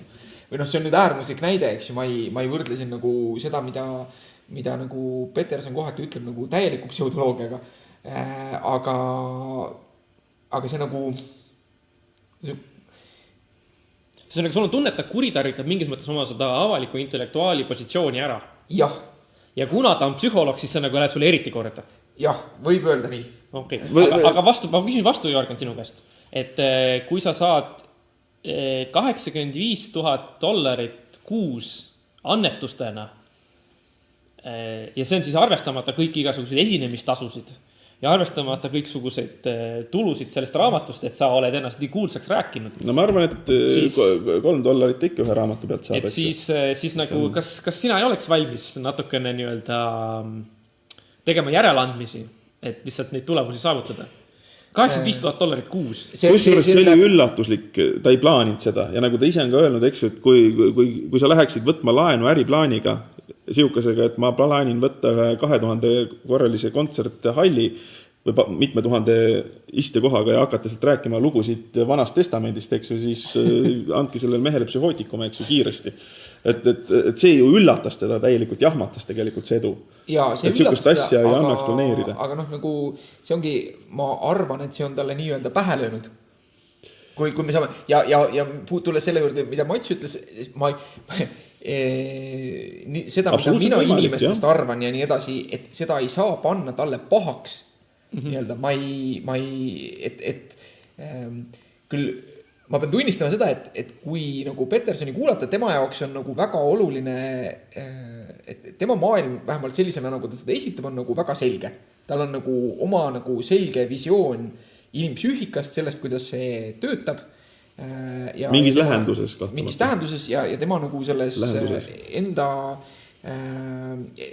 tema jaoks on ka oluline, väga oluline on kurjuse mõiste. Ta räägib sellest väga palju. Aga seda, et ta on ju totalitarismi neid uurinud. Ja, et on väga oluline kurjuse mõiste, ta räägib sellest palju ja see on nagu siuke oluline keskne mõiste. Naljakas on natukene see, et ta vastandina minu arvates ei räägi piisavalt palju sellest, et mis, või ta räägib palju vähem sellest, et mis on see moraalsus või mis on see headus, aga see selleks. Mitte, see on küll üks siuke potentsiaalne kriitika tema aadressil, mida saaks nagu arendada, aga mitte praegu. Et ta on ka mind pannud nagu mõtlema selles lõikes, et kui ma teda nagu palju kuulan, siis ma hakkan mõtlema ise, et see, mida ta teeb, on nagu kurjast. Ei, mis on tema moraal selles mõttes? Tema moraal ongi pane vastu oma nii-öelda kurjadele madalatele tungidele ja arenda endas seda positiivset. Tee maailma paremaks, eks ju. Ja alusta sellest jõukohasest. Ja ennast kõigepealt paremaks. Aga point on selles, et minu arvates tal on väga kitsalt ja minu arvates ebateaduslikult defineeritud need mõisted. Et mis on see kuri ja kuidas see sinus nagu aset leiab ja kuidas see avaldub. Ja nagu nii-öelda tema kas seda saab teadust defineerida? Ma küsiks kohe niimoodi. Behavioristlik, mida positiivistlikum ja behavioristlikum seda jõuetum see teadus siin on minu arust. Me peaks sinna poole püüdlema võib-olla. Nii. Sam Harris muidugi arvab, et teadus saab öelda seda, et mis on hea ja õige. Aga see on teine jutt. See on ikka väga halb filosoofia, selle koha pealt, see on ikka väga halb filosoofia. See pole isegi humini jõudnud veel omadega. Ja, ma tean. Aga ma mõtlen, see on teine jutt. Aga ühesõnaga, Jörgen, sinu siis nii-öelda see probleem on selles, eks, et mingis mõttes, kui natuke lihtsustada seda, mida su etteheited on kõlbelist laadi. Võib öelda nii. Ütleme, et sinu protest on kõlbelist laadi. Nagu silmaklappidega selles mõttes, et ta on kuidagi nagu, ta on leidnud vastuse küsimustele ja tema arvab mingil mõttes, et see on nagu ainus viis nendele küsimustele vastata. Jah, ta on leidnud enda kohta selle loo. Tal on nagu lugu, eks ju. Ja nagu ta on väga, ta on hea oraator, eks ju. Aga nagu küsimus on selles, et see, kui sa nagu lõpetad enda lauseid stiilis nagu that's just the way it is, Paco, ei ole hea argument. Mis situatsioonis? Asi on selles, eks ju, need situatsioonid, kus ta räägib, need ei ole teadusliku debati situatsioonid. Eks? Väga tihti küll. Ja mis on nagu selles mõttes, mis on oodatav, sellepärast, et ta on tugevalt mõjutatud ühest küljest ta on eksistentsialist näiteks. Ühest küljest religioonist ja teisest küljest nagu psühhoanalüüsist, mis kumbki ei ole teaduslik absoluutselt, nagu psühholoogia suund. Ja vaata, mis rääkida teaduse kohta, ta räägib, eks ju, piibeli teadus. Minu arust ta ütleb seal väga ilusti, eks ju, et kuulge, need inimesed, kes selle kirjutasid ja kes nii-öelda toimetasid seda editat, ütleb nii lailakat, eks ju, seda 1000 aastat tagasi läbi 100, need inimesed ei olnud teadlased, eks ju. Teadus on üliiline asi. Ja seda ütleb nii toreda, et isegi tänapäeval on väga raske olla teadlusliku mõttega ja sellega saavad hakkama väga-väga vähesed ja väga vähesel määral, eks ju, et minu arust seda tuleb arvestada, et kui öelda, et keegi ei ole teaduslik, kes tahab praktilises elus toimida, see ei saa kuidagi olla teaduslik. Ma ei mõtlegi siin teadust kui nagu väärtust iseenesest. See valgustab ju meie elus mingit väikest toanurka. Jah. See on teadus. Jah, absoluutselt. Aga nagu selliselt nagu läbi lugude, siis mõnes mõttes ta... mis on alternatiiv? Ainsad elujuhised meile tulevadki läbi lugude, eks ju. ütleme, et lugudele ei ole alternatiivi selles mõttes. Oota, mis see lugu siin praegu tähistab? Ma olen segaduses. No lugu tähendab mingis mõttes sihukest, ma ütleks, struktuuri, mis mõtestab meie elu ja annab käitumisjuhiseid. Eks seda, mida teadus põhimõtteliselt kunagi teha ei saa. Kas siis seadused oleks ka mingis mõttes nagu lugu või? Seadused on neist destilleeritud. Nad annavad mingi raamistiku, eks ju, aga tõepoolest seadused ei anna meile eksistentsiaalseid valikuid. Nad annavad piirangute raami, eriti siin meie ilmalikus liberaalses ühiskonnas. Aga ütleme, kui me kujutame selle seadusele juurde nagu kogu selle tausta, ütleme niimoodi, et näed, et meil on see seadus sellepärast, et see mingis mõttes tuleneb mingitest väärtustest, mis on põhiseaduses ja see põhiseadus on omakorda mingisuguse, ma ei tea, suure rahva ühise tahte nagu kehastus, et kui me nagu selle tausta paneme sinna juurde, et kas siis võib nüüd öelda, et nüüd meil on nagu... No see on üks lugu, mis sa praegu rääkisid. Nüüd siis ta on juba lugu, jah? Sa rääkisid meile praegu ühe loo, see lugu juhuslikult on vale, aga see võib aidata sind su elus, eks ju. Ei, ma lihtsalt tahtsin nagu sellest loo aru saada, mida see lugu siin meil tähistab. Sest see, mis asi tegelikult toimub, on see, et enamik asju me võtame üle, ilma et me neid mõtestaks ja neist aru saaks. Keel, käitumisnormid, me teeme neid matkimise teel. Eks see, kuidas me kõige esimesed asjad õpime, me lihtsalt matkime vanemaid, matkime autoriteete, matkime tähendusrikkaid teisi. See kuidas toimub matkime seda, mida näeme massimeedias ja nii edasi, jah? Ka massimeedias mingis mõttes, eks ju, aga see, kuidas meie käitumine kujuneb, see, kuidas meie valikud kujuneb, me võtame reeglina need omaks, et me ei mõtle ise välja, me ei mõtle välja oma väärtusi, me ei mõtle välja, kuidas on mingis asjas õige käituda. Me lihtsalt võtame kultuurist ette antud nii-öelda valmis pudi, eks ju, see ongi kultuur, eks ju, see tähendabki, et me saame selle päranduseks. Ma proovin nüüd tõmmata sellele liinile tagasi, et nagu see ongi nagu mõnes mõttes minu siis siuke etteheide, et see, kuidas Peterson esitab lugusid, on interpreteeritav hetkel, et minu meelest ta nagu teadlikult mängib ise nagu, et mu hüpotees on see, et ta näeb selles justkui nagu vasakpoolses äärmusluses nagu see nii, neomarksism. jah, see postmodernistlikus neomarksismis, ta näeb sellist ohtu, et ta arvab, et teadlikult panustamine nagu nii-öelda teise äärmuse kaardile on nagu vajalikult tasakaalustav. Ei, kusjuures see, mida ta on palju rääkinud, võt siin on üks asi, mis tegelikult teeb, mis ta silma paistab, eks ju, see raamat, see bestseller, see on poliitiline mõõde siin puudub. See on konkreetselt eneseabi, eluabi. Päris hästi põhjendatud, päris hästi kirjeldatud. Ta kirjeldab minu arust väga hästi, milline see inimene üldes on ja kuidas selline inimene võimalikult hästi praeguses maailmas toimida saaks. Eks? Aga see, mille poolest ta nii tuntud on tõesti üks asi on see, et Põhja-Ameerika ülikoolid, mõned on läinud kuidagi ikka väga pekki omadega. Tal oli ikka palju rangemad seisukohad on, sest ta ju ikkagi alustas sellest, et ta ju hakkas koostama nimekirja ebasoovitatavatest õppejõududest ja ülikoolidest. See oli üks mõttevõit tal. Ja mõttevõit, mis tal jäi pooleli, aga tal oli ka ju ettepanekud, et umbes, et võtta ära, et soovitus võtta ära riiklik rahastus ülikoolidelt, mis on liialt nagu, ütleme niimoodi, selle vasakpoolse ideoloogia küüsis on ju, ja ta on nagu mitmetes intervjuudes teinud ikka väga niukseid nagu laiaulatuslikke väiteid, et nagu umbes, et põhimõtteliselt kõik sotsiaalteaduste ja humanitaarteaduste osakonnad on täielikult selle indoktrineeritud, lihtsalt ainult käib see vasakpoolne ideoloogia ja ainult seda surutakse ja kõik sealt tulevadki templiga sellised inimesed välja. Nii et kohati ta ikkagi läheb päris kaugele. Need asjad kahtlemata Eesti kontekstis lihtsalt ei tööta. Ja, ma pean tunnistama, et sellest ma ei tea, et ma ei tea sellest, milline on hetkel reaalselt seis nagu USA akadeemias. Seal on, kus on need safe space'id ja umbes siukesed asjad. Aga teistpidi ma nagu kuulen ja loen, see, mida ma näen võib-olla mingitel tuttavatel, kes on USAs, ma näen nagu seda, et tegelikult nagu ka ei ole nii. Või et mul on raske olla objektiivne, sellepärast ma ei tahaks on erinevaid asju. Ma kujutan ette, et Ameerikas on väga palju ülikoole. Ja ma kujutan ette, et ülikoolides on palju inimesi. Ja seal juhtub palju asju ja ma kahtlustan, et näiteks, et minu meediaruum on ju, mis on nii-öelda kujundatud väga suures osas näiteks minu Facebooki kontaktide poolt, on kallutatud selle poole, et ma kuulen nendest juhtumitest, kui on järjekordne mingisugune nii-öelda turvalise ruumi või ebameeldiva kõneleja maha nagu karjumine ja nii edasi, ma kuulen nendest sündmustest nagu ebaproportsionaalselt palju, mis tõttu võib jääda mulje, et seda on rohkem, kui seda tegelikult on, arvestades kõiki Ameerika ülikoole kokku.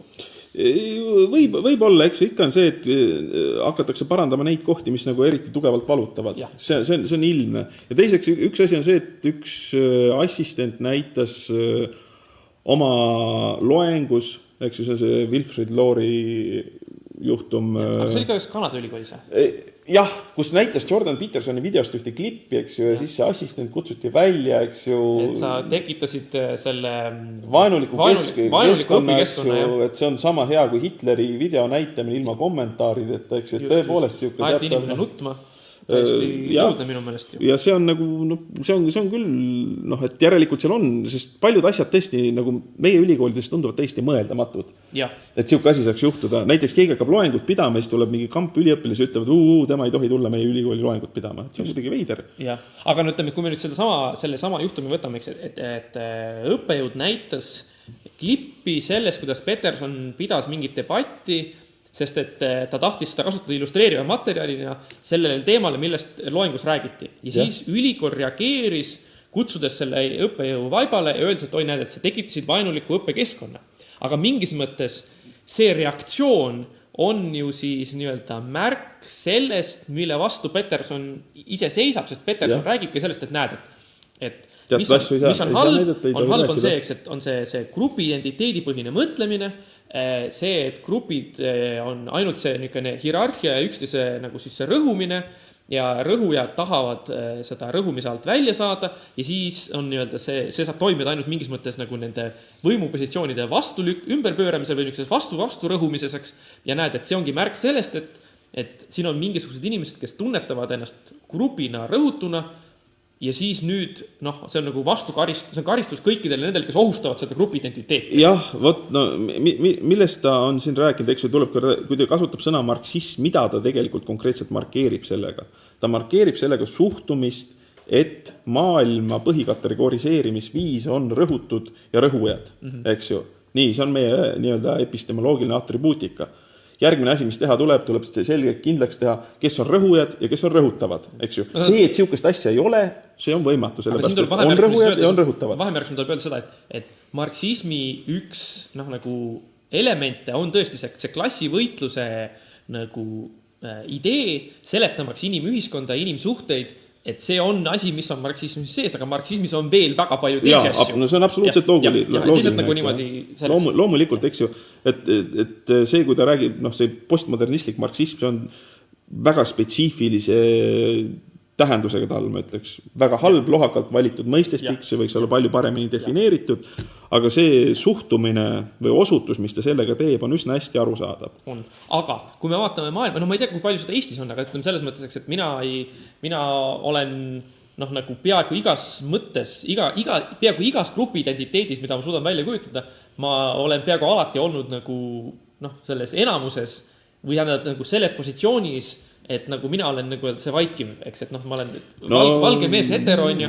Nagu me kõik siin oleme, enam-vähem sinna keskja poole kipub ka vaikselt noorem keskiga. Nagu, eks, et ma olen küll Nõukogude Liidus elanud, aga mitte nii kaua ja mitte sellisel ajal, et nagu tunnetuda näiteks kuidagi nagu, et näiteks kas Nõukogude Liidu raames võis olla olukord, kus nagu eestlased tundsid ennast, et me nüüd oleme nagu kuidagi nagu nende teiste suhtes mingisse vähemuses või selles mõttes, et nagu... Nõukogude lõpus tunti päris kindlasti. Et kuhu ma jutu tahan on nagu see, et ma ei oska seda öelda, aga samas nagu, kui ma vaatan seda, mis maailmas toimub, kas siis ütleme vähemalt mujal maailmas, siis ilmselgelt on ju mingisugused inimgrupid, kes on rõhutud. Aga siin on need, millised on... Nagu ei ole kedagi, kes sihilikult neid rõhuks, siis nagu süsteem on kuidagi sellisena välja kukkunud, et need on rõhutud. Nii, aga siin on see, et kuidas me teeme need kindlaks, eks ju. Ja kõige lihtsam asi, mida näitab, eks ju, see Peterson, mis toimub seal Lääne ülikoolides sageli, mitte ainult ülikoolides on, eks ju, et see, et rõhujad ja rõhutavad tehakse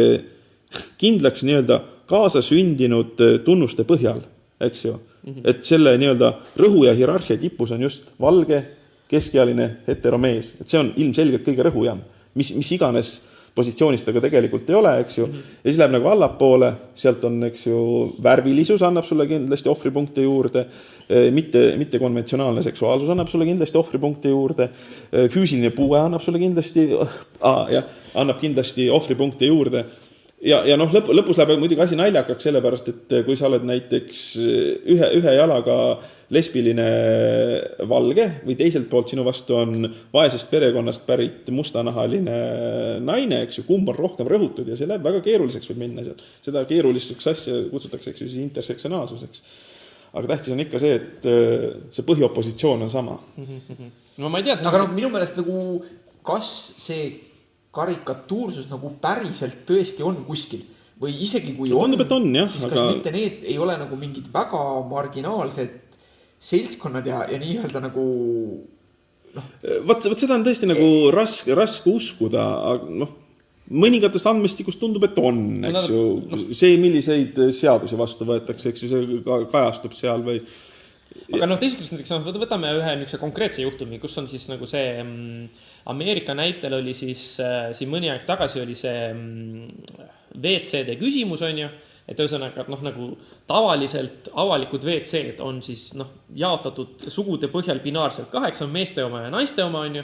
Ja siis tõusatus see küsimus, on ju, eks, et kas peaks olema ikkagi nagu see 3. WC ka, eks, et nagu, et on inimesed, kes siis nii-öelda mitte binaarne seksuaalsus. Siis mitte seksuaalsus, vaid soomääratus, on ju, ja siis ongi nagu see, eks, et nagu see, kuidas mõned näiteks nagu kõrge taseme Ameerika poliitikud sellesse küsimusse suhtusid, et see nii-öelda nagu indikeerib päris hästi. Et see põlgus või see nii-öelda see sükene nagu üleolevus, et nagu minu meelest see näitab seda, et näed, et kas need inimesed tõeliselt ei hooli või nad vähemalt teesklevad, et nad ei hooli, või nad ei võta mingit inimesi oma enda riigis kui päris inimesi, eks. Või vähemalt mitte kui täisväärtuslik mitte inimesi, vaid mõtleks mõningaid probleeme siiski. No okei, jah. Mõtleks, selles mõttes, et leidub sedasi, et leidub ju siis nagu neid gruppe, kes on tõesti nagu, ütleme, mingisuguse nähtuse poolest või mingisuguse, ütleme siis süsteemi poolt nagu, selles mõttes võrreldes teistega oluliselt kehvemas positsioonis, eks. Ja nüüd ongi küsimus selles, et minu meelest on küsimus selles, et võib-olla tõesti sellist nükest totaalset, mingit nükest karikatuurset, totaalselt rõhutut inimest ei ole. Ja võib-olla see reaktsioon on natukene liiga suur, aga küsimus selles, et kui me tunnistame, et leidub inimesi, kes on kehvemas positsioonis, siis mõnikord võib-olla on sedasi, et selleks, et nad tõsta paremasse positsiooni, on vaja lihtsalt teatud laadi meetmeid. See on iseenesest ilmne, eks ju, see on nagu mõõdukuse määras ja kuivõrd suur on konstrueerida seda ohvri staatust, eks ju. Kui arusaadavalt ka siin saab liiale minna. Ja et kuna me räägime mingist kultuurist, mingis mõttes mingist kultuurist, mida me siiski tunneme vähe, meil minu arust Eestis need asjad ei kehti. Siis ma ei tea, kas on hea näide, kui me võtame South Parki, minu arust see ei ole nagu päris radikaalide seltskond. Minu arust nad on suhteliselt tervemõistuslikud kultuurikriitikud South Park. Ma arvan, et on. No neil on olnud väga erinevaid aegu, see on kestnud nii pikalt, et see on 20 aastat juba. Ja, aga et isegi neil tulevad sisse, eks ju, et Kaartmann ütleb, et nüüd mul on kõrini, paneb endale tuti pähe ja siis saab kõik privileegid, eks ju, lihtsalt sellepärast, et ta manifesteerib ennast nii-öelda hägussoolisena mingis mõttes. Et ka nemad peavad vajalikuks seda tögada kuidagi. Et ma mõtlengi, et kas see päriselt kuskil on ja mis nagu tähendab, see ei ole relevantne. Ma ütleks, et meil siin Eestis ei ole ju relevantne teema.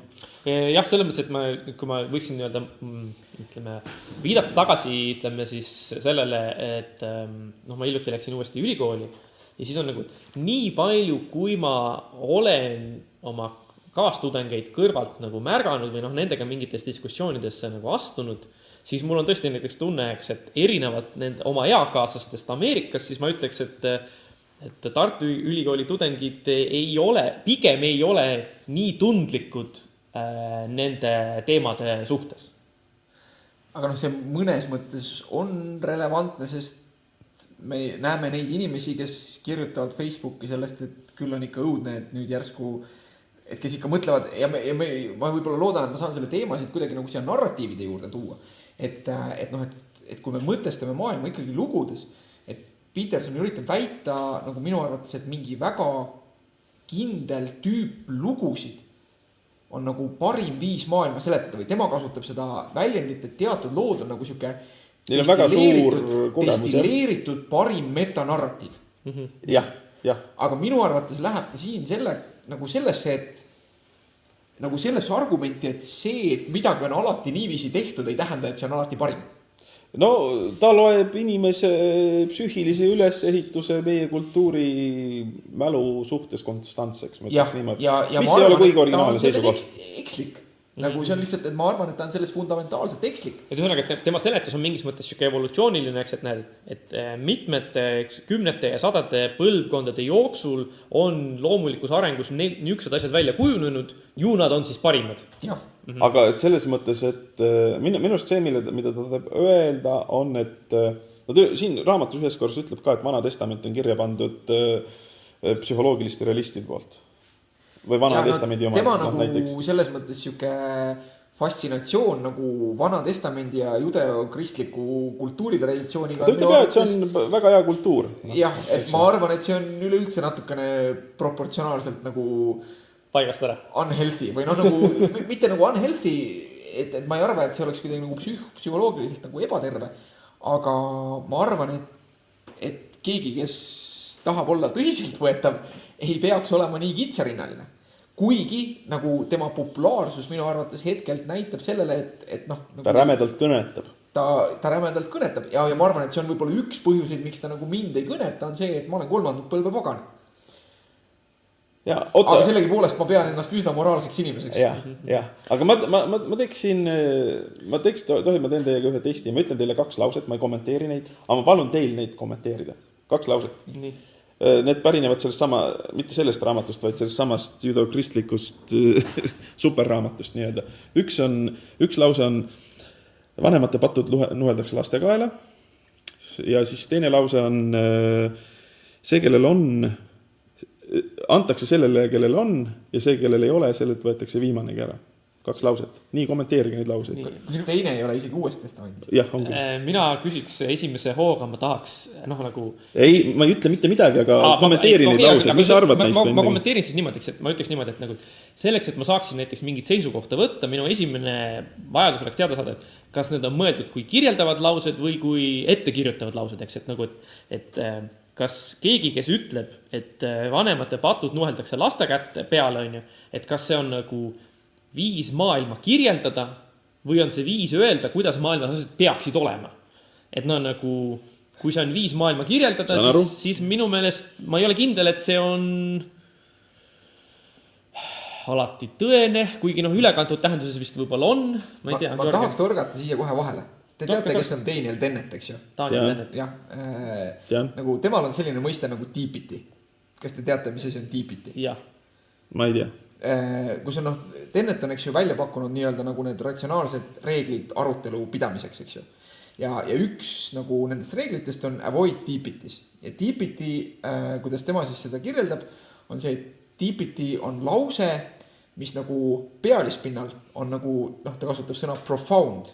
Sügav, jah. Sügavmõtteline lause ja mis kõnetab, aga mis tegelikult on nii mitmeti interpreteeritav, et sellel ei ole reaalses nagu tähendust. Sellel ei ole reaalset tähendust. Ja mina ütleks seda, et need mõlemad laused on tiipitid. No, ilma konteksti või ilma täpsustamata küll nad on, jah. Aga küll aga siin peitubki ka testid. Küll just näiteks ja siin peitub ka minu meelest nagu see Petersoni oht või see tema nagu, või mitte oht, see on nagu vale öelda, et tema võlu mingis mõttes. Jah, mõnes mõttes võlu, et mulle tundub jällegi, et ta teadlikult kasutab tiipiteid, et ma usun, et ta on ise nagu metatasandil teadlik sellest ja et ta nii-öelda teadlikult kasutabki lugusid, mida ta ka ise peab võimsaks ja mis teatud nagu seltskondi kõnetavad ja apelleerib siis nii-öelda nagu teatud sellistele No sellepärast peabki lugema terve raamatu. Ühiskondlikult kahjulikele, mina olen seda 12 reeglit ka lugenud ja ma olen nagu omajagu üritanud tutvuda ka Maps of Meaninguga, mis on nagu veel omaette teema. Et ja nagu see, ma arvan, et kelleltki, kelle nagu justkui tundub, et algne või sõnastatud ambitsioon on nagu muuta maailma paremaks, ei ole see nagu aus. aga see on mu siuke isiklik asi, aga nüüd ütleme, mis ma nüüd konkreetselt saaks öelda, et kui me võtame nagu selle lugudest ja rääkisime ja see 12 reeglit ja nii edasi, et siis ta ehitab lugusid ja omistab tähendusi nagu kohati niiviisi, et ma arvan, et selle kohta võib öelda, et see on faktuaalselt vale. Et ma tahtsingi küsida. On mõni näide äkki? Ja kohe toon näite ka. Et noh, et kui rääkida nagu sellest, et lood ja me loome nagu reaalsust või tõlgendame reaalsust läbi lugude, noh, siis me jõuame lõpuks sinna, et nagu, et Lame maa on ka lugu ja see on päris hea lugu. Me näeme, et see kõnetab inimesi praegu, eks ju. Et kui me vaatame nagu Facebookist nagu seda videot, mis oli ka mingisugune 8 asja, mis nagu debankivad lamedat maad, eks ju, sellel on 2400 laiki ja 1200 dislike'i, eks ju. Aga nüüd mõni näide. Nagu Petersonile, et võtame kas või nagu kõige selle, ma ei mäleta, kas see on nüüd esimene või teine peatükk. Ja mis iseloomustab minu meelest on nagu Petersoni retoorikat. Et see, kus ta lobsteritest räägib. Okay, see on nagu hästi kõne. Need vähid. Merivähkidest. Et Petersoni üldiselt retoorikas iseloomustab järgnev. Et ta ütleb midagi, mis nagu, millel on väga raske vastu vaielda, mis on nagu nii-öelda üldises plaanis, või me saame öelda, et teatud kontekstis see on tõsi. Nagu näiteks seda, et loodus kipub organiseeruma hierarhiatesse. Sellega ei taha keegi vaielda. Nii, eks ju, ja see on nagu siuke üldine moodus operandi, et see on konkreetne näide, mis mul on meeles. Ma võin vaadata märkmeid ja otsida mõne teise näite veel välja, mul on neid näiteid veel. Nii, et ta ütleb sellist asja. Nii, seejärel ütleb ta mingisugust nagu sellist, ta viitab nagu tihti mingisugusele uuringule, mis on nagu ka päris siuke empiiriline uuring. Ja toob sealt välja nagu mingisuguse killukese nagu tõde, mis on, ütleme siis hetkel nagu empiiriline konsensus või empiiriline tõde. Näiteks seda, et kui me nüüd merivähkidele, kui me mõjutame merivähkide serotoniini süsteemi, siis me mõjutame nende nagu seda domineerimiskäitumist. Nii. Ja siis ta hüppab seal. Mis mõjutab siis nende hierarhiat? Ja mis mõjutab ka siis nende hierarhiat, eks ju, mis mõjutab nende seda agressiivsust ja nagu käitumist, mis on nagu selles domineerimise hierarhias. Ja see lause on ka nagu tõene nii-öelda selle uuringu kontekstis. Ja siis toob ta sealt nagu mingisuguse hüppe selle kohta, et noh, ja et umbes, et ala, et tehke sellest nüüd omad järeldused selle kohta või et nagu ta kuidagi viib selle nagu inimesteni. Ma ei mäleta, mis nagu seal see konkreetne lause oli. Nii. Ja noh, siis on nüüd klassikaline näide on see, et seda tehakse nii-öelda nagu nalja nüüd Petersoni kriitikute aadressil. Ma ei mäleta, kas nagu Cathy Newman küsis ka selle küsimuse päriselt, et küsis, et kas me siis peaksime organiseerima oma ühiskonda nagu merivähi. Ja selle kohta saab siis Peterson vastata, et aga see ei ole see, mida ma ütlesin. Nii. Aga nüüd küsimus on selles, et aga mida sa siis tegelikult ütlesid, Jordan Peterson? Nii, ma jätkaks selle nagu näitega veel. Sest nagu selles samas liinis, seal samas peatükis tuleb nagu natukene hiljem tuleb nagu, kuidas seda kõrvutada, ta räägib jälle samasugust lugu ja nüüd räägib šimpansitest. Kus ta räägib siis nagu nii-öelda just kui vastandab inimese kui liigi ja šimpansite kui liigi nagu paljunemiskäitumist ja seksuaalset dimorfismi selles. Ja siis toob välja selle, et ja näete, kui erinevad me šimpansitest oleme. Nii. Et ta enne just kui räägib, et näed, me inimestena oleme nagu merivähkidele sarnased ja siis räägib, et kui erinevad me oleme enda lähimatest sugulastest šimpansitest. Ja ta mõlemas osas räägib nagu veenva loo, aga tegelikult nagu kui me paneme need kaks asja kokku, siis seal on vastuolu. Seal on nagu reaalne vastuolu. Et ühesõnaga, et minu meelest ma ei näinud vastuolu seal, selles mõttes, et minu arust see, mis ta tegi nende merivähkidega, ta näitas, et hierarhiad ei ole mingi patriarhaalse luulu sotsiaalne konstruktsioon. Seda ütles sellest Cathy Newmani intervjuus. Päris palju jah, et ta ütleb, et hierarhiad on vanemad kui puud, eks ju. Need on ülivana organiseerumisvorm looduses. Et see ei ole mingi patriarhaalse kultuuri leiutis. See on selle loo idee. Ja kui me neid hierarhiad ühiskonnas näeme, siis see ei tähenda automaatselt, et need on nagu halvad, vaid et need on nagu mingis mõttes loomusesse sisse bioloogiliselt determineeritud. Aga mida see tähendab inimeste kontekstis? Või et nagu, et ja pluss veel eraldi teema on nagu see, et tegelikult ta kasutab, kui lugeda nüüd seda päris merivähi uuringut ja veel merivähkidest, siis see serotoniini asi ei ole nagu sugugi nii lihtne, nagu Peterson seda esitab. ja nagu ja see üldse, kuidas erinevad liigid kasutavad neurotransmittereid, see on väga erinev.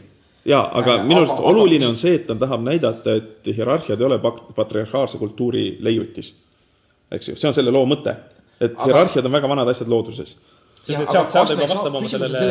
Kas me saame võrrelda neid hierarhiaid, millest räägitakse isegi kontekstis nagu näiteks mingisugune patriarhaalne kultuur, mis iseenesest on nagu mingisugune hierarhia, eks ju. Ja see, mis on nagu nii-öelda looduses siis kas puudel või merivähkidel. Need on võib-olla täiesti erinevad asjad. No selles mõttes, ma olen siin ainus, kes pole seda raamatut lugenud, aga ma siis nagu natukene püüan mõelda, mida ta võis tahta öelda. Et mulle tundub, et sellega ta nii-öelda, et tal on inimene, kellega ta vaidleb, tal on see vastane, niisugune hüpoteetiline vastane, kellega ta vaidleb, kes on see postmodernistlik neomarksist, kes räägib nendest rõhumistest ja rõhujatest. Hierarhiat tuleb lammutada. Hierarhiat tuleb lammutada, on ju. Ja siis ongi nagu see, et see on see hüpoteetiline inimene, kelle vastu ta vaidleb ja ta vaidleb tema vastu selliselt, et ta püüab näidata, et näed, hierarhiat kui niisugused ei ole inimese leiutatud, seega see ei tähenda seda, et need on nagu selle domineeriva grupi poolt meile peale pandud, vaid et need võivad ka kuskilt mujalt tulla. Aga see iseenesest on ju nagu mõnes mõttes see argument ad naturem. Ei, hierarhiad on loomulikud, on see väide. Ja siis ta ütleb niimoodi, et mis on meie kultuuri, lääne kultuuri, mida ta väga kõrgelt hindab, eks ju, ütleb väga suur eelis või pluss voorus, on see, et ta tahab luua hierarhiaid kompetentsi põhiselt. Mitte, eks ju, mingite muude asjade põhiselt. Ja see on väga, väga suur voorus, eks ju, ta ei ole lihtsalt türannia ja ta on lihtsalt näite, eks ju, me tahame, et meid raviks kõige parem hambaarst. See on hambaarst, kes on hambaarstide kompetentsus hierarhias kõige kõrgemal. Ja kusjuures sealt on tulnud ka see, eks ju, meie kultuurile omane diskrimineerimiskeeld, et mitte kedagi ei tohi hierarhiseerida mingite nahavärvide, sugude, seksuaalsete orientatsioonide, mingite mitterelevantsete sellesse kompetentsus hierarhiasse mitte puutuvate tunnuste järgi. Vähemalt seaduses on nii. Isegi kui igast tegelikult alati välja ei tule. Ja siis ta ütleb, et see on midagi väga head ja just nii me peaksime hierarhiaid moodustama. Ja ükski tervemõistuslik inimene ei vaidle sellele vastu. Aga siis muidugi nagu need inimesed, kes Petersoniga ei ole nõus või need inimesed, kellega Peterson nii-öelda nagu hüpoteetiliselt vaidlusesse asub, ütlevad, et aga tegelikkus on selline, et teatud grupid on siiski jätkuvalt nagu rõhutud, kes tegelikult jätkuvalt ei ole vabad ja kes tegelikult nagu, et kelle jaoks see meritokraatlik struktuur tegelikult ei toimu. Olgugi, et ta paberil toimib, siis ta nagu tegelikult ei toimu. Vähemalt see on nagu mulle tundub see põhiline nii-öelda see vaidluspunkt. Ja kusjuures siin on ka see koht, miks ta nii palju kasutab sõimamise embleemnimena Foucault. Ja kui me ütleks Foucault kohta, mida Foucault tegi? Üks asi paljudest asjadest, mida Foucault tegi, ta võttis Roger Baconi tähelepaneku, eks ju, või üleskutse või mis pani meie valgustuslikule kultuurile väga suur aluse. Teadmine on võim, eks ju, kui me saame midagi teada, see annab meil loodusele võimu. Tema pani selle teisipidi võttis Foucault. Võim on teadmine, võim on see, mis sätestab tõerežiimid ja see tähendab ka seda, et kõik, mida jutustatakse tõena, me saame teadusega panna, et teadus on võimuteenistuses. Siuke paranoiline käsitlus, eks ju.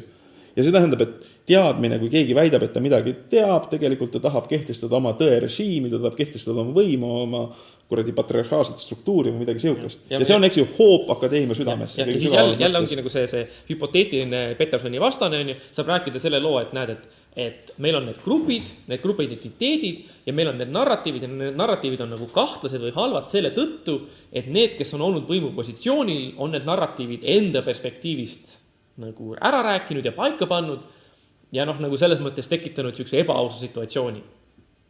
Kusjuures väga, väga naljakas lugu, mis on ERR-i arhiivis olemas ka, on see üks lugu, mille ma ise rääkisin oma koolisüsteemist, mis on päriselt sündinud lugu, mis mingis mõttes on väga illustratiivne ka siin, ma võin selle uuesti rääkida, kuna see on lühike. See on lühike lugu. Et pärast võib lingi kanda, eks ju, et parandasin füüsikatöid ja see oli 12. klassi lõputööd või võib-olla 10. kus ma annan sellised maailmapildilised küsimused, et lihtsalt aru saada, et ma teen selle sama asja 10. klassi alguses ja 12. lõpus, kus ma küsin näiliselt lihtsaid küsimusi, näiteks miks sõitev ratas ei kuku pikali, eks ju, ja miks kuu ei kuku maa peale. No sellised maailmapildilised küsimused. Ja siis üks vastus oli see, et miks kuu maa peale ei kuku, oli see, et mina arvan, et kuu ei kuku maa peale sellepärast, et väiksemad kehad ei kuku suuremate peale. Tõmbasin maha ja kirjutasin juurde vale, eks ju, punasega. Ja siis pärast oli õpilane minuga pahandama, ütles, et kuidas tema arvamus saab olla vale. Ja minu arvamus parem kui tema arvamus. Ja siis ma veel tõstin käed üles, ütlesin, see pole minu arvamus, eks, et see on Newtoni arvamus. Ja siis ta vaatab nagu, veel nagu põlastavamalt, eks ju, et kas sul oma arvamusi üldse ei ole. Eks, ja see näitab, eks ju, mingis mõttes, kus see indiviidi keskus, eks ju, mina esindasin teatud hierarhiat, tõe hierarhiat, eks ju. Mina olen kõrgemas positsioonis, ja kusjuures ma alandlikult ütlesin ka, et ma ei räägi mingit Mihkel Kunnuse positsioonilt, vaid võtan traditsiooni, kannan seda edasi, eks ju. Ja tema vastandas siis sellele oma isikliku ego, eks ju, ja see, et ma nagu võimupositsioonilt kehtestan oma isiklikku arvamust, et see näitab minu arust või iseloomustab seda neuroosi päris hästi. Aga see siis, kuidas öelda, et oleks siis nagu, et kuna Peterson ikkagi nende gruppide vastu ja identiteedi, indiviidi poolt, et ikkagi see üksik indiviid, et siis oli nagu õpilane oli sükene... Ei, tähendab, mida Peterson ka loomulikult väga rõhutab, eks ju see, et tõde on see, mida me avastame mingis mõttes, see, mille me leiame eest, eks ju. Ja see on see, et räägi tõtt on üks tema kindel nõudmine, eks ju. Tõde on vahend kaose vastu, pealetungeva kaose vastu. Nojah, tundub hea soovi. Mis on, minule ei tundu, või ma ei taha nüüd öelda, et Sul ei tundu, et tõde on hea? et nagu mulle tundub, et see raamistik, et kaose vastu peaks võitlema või et kaos ei ole tõde, on nagu natukene naljakas. Ja ma jõuan selleni, et ma ei taha öelda seda, et ma nüüd oleks nagu mingisugune Petersoni opositsionäär. Mõnes asjas näiteks selles, mis puudutab sõnavabadust, olen ma temaga kindlasti nagu täiesti ühel nõul või nagu seda, et pigem nagu minu see siuke okas on nagu selle ühest küljest retoorilise stiiliga ja teisest küljest nagu empiirilise nagu materjali kasutamisega. Mis nagu alati on see, et see võib olla mu isiklik kiiks, aga see nagu teatud mõttes muudab mind kahtlemamaks, mis iganes autori suhtes. Vaata, mis ta ütleb näiteks piiblilugude kohta või müütide kohta kõige üldisemalt. Ta ütleb, need on rohkem kui tõelised, need on metatõelised. Ja see ongi nagu, see on minu meelest jälle nagu tiipiti. Et ta võtab nagu lugudest, see on nüüd nagu see klassikaline psühhoanalüütiline positsioon. Ta mõnes mõttes võtab nagu selle... Et mis nagu eristab psühhoanalüüsi nagu võib-olla mingitest muudest teraapiatest, on see, et psühhoanalüüsis on terapeut on ekspert ja terapeut on ekspert interpreteerimaks patsiendi kogemust kõige üldisemas mõttes. Kuule, kas Jungil ei olnud see natuke teistmoodi? Või kuidagi seal on see partnerlussuhe või dialoogilisus ja... nagu selles mõttes, et... Ja kusjuures Peterson ütleb, eks, et kui inimene räägib, siis see rääkimine aitab talle mõelda ja enamasti ta on lihtsalt vait, eks, ta on nagu kuulaja. Ma ei ütle seda, et nagu, ma ei tea, milline ta või see, et ta tundub, ta teeb terapeudina nagu päris head tööd ja terapeudina ta ju ise räägib ka sellest, et ta on pigem behaviorist nagu oma võtetes hästi palju. Aga ma mõtlen just nagu nii-öelda seda mõtlemistraditsioonina. Et ta nagu, kas või see, et ta ütleb, et nüüd Peterson on see, kes ütleb, et piiblilood on metatõelised. Et Peterson on see, kes ütleb, et nüüd näiteks Mesopotaamia loomismüüt ja siis nagu Genesis, eks ju, ehk piibliloomismüüt, et ta nagu toob nende vahel mingisugused paralleelid. Seda on teised ka varemgi teinud. Ja, või siis see nagu, ei ole kuigi originaalne lähenemine. Ja, või siis nagu see ja toob siis sinna ka paralleelid näiteks Egiptuse muistereligiooniga, kas sellel mingi nimi on. Või ühesõnaga, mida iganes. Aga nagu paljud nendest paralleelidest ei ole nagu minu arvates ilmselt või need on nagu subjektiivsed või isegi kui me saame siin võtta seda, et et näiteks ka 10 teadlast on niiviisi mõelnud või 50 teadlast on ka niiviisi mõelnud, siis tõenäoliselt me suudame leida ka 50 teadlast, kes ei mõtle niiviisi. Ja, aga kusjuures vaata, asi on selles, et minu arust see aines, mida ta käsitleb, eks ju, kõige sügavamad mingid psüühilised asjad, need ei ole eksterioriseeritavad, need ei ole objektistatavad. Et siin me ei saa teha nagu füüsikas, kus nagu selgitame välja, mõõdame raisk, mis me vaidleme. Ja siis me jõuame selleni, et noh, et siis sama suur tõenäosus kui see, et tal on õigus, on sama suur tõenäosus, et ta eksib. Ja kusjuures, mida see tähendab, et siin me jõuamegi eksistentsialistliku nii-öelda aspektini. Esiteks, kuna me oleme nii-öelda eksistentsi heidetud, me ei saa seda mängu mitte mängida. See ei ole nagu klassirung, kus me saame välja jalutada. Kuna me oleme elus me oleme vältimatult ja paratamatult ja see tähendab, et me peame mingid situatsioone vastu võtma. Me ei saa öelda niimoodi, et kõik variandid on valed. Sorry, ma jalutan minema, me peame uurima veel 50 aastat. Ja siis, eks ju, siin me paratamatult peame mingid asjad vastu võtma. No ja kui muid ei ole, võtame traditsioonist. No selles mõttes, et üks lahendus on sellele nagu elu paratamatusele. Mitte elada. See on... Jah, noh.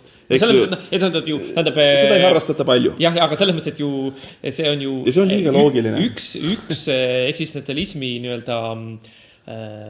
algküsimus ongi ju selles mõttes, et, nagu, et ühtegi muud küsimust ei ole mõtet ennem küsima hakatagi ja ära lahendama hakata, kui me ei ole ära lahendanud küsimust, et miks mitte sooritada enesetapu. See on ka müü lähtepunkt, eks ju. Et selles mõttes nagu see on seal paratamatult taustal ikkagi. Jaa, aga selles mõttes nii kauga me seda lahendame, me peame midagi tegema. Jah, seda küll. Elama ja enamikud ei lähe sinna.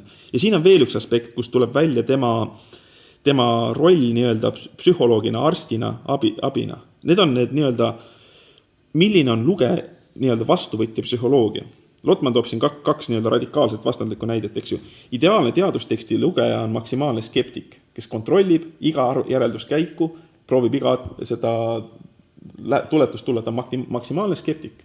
No Lotman kasutab küll ilukirjanduslikku näidet ja ütleb, et selleks, et ilukirjanduslik tekst toimiks, peab lugeja olema maksimaalselt usaldav, sest ta ei saa mitte midagi kontrollida, ta täielikult usaldab seda. Kõik on välja mõeldud. Ei mitte, et kõik on välja mõeldud, vaid nagu ka tegu võib olla geniaalse poeedi hingekujutlusega või rändega sellistesse sfääridesse, kuhu tema lihtne inimene ise ei küündi. Okay. Ja siis teine osutab talle vaimsete rännakute teenust.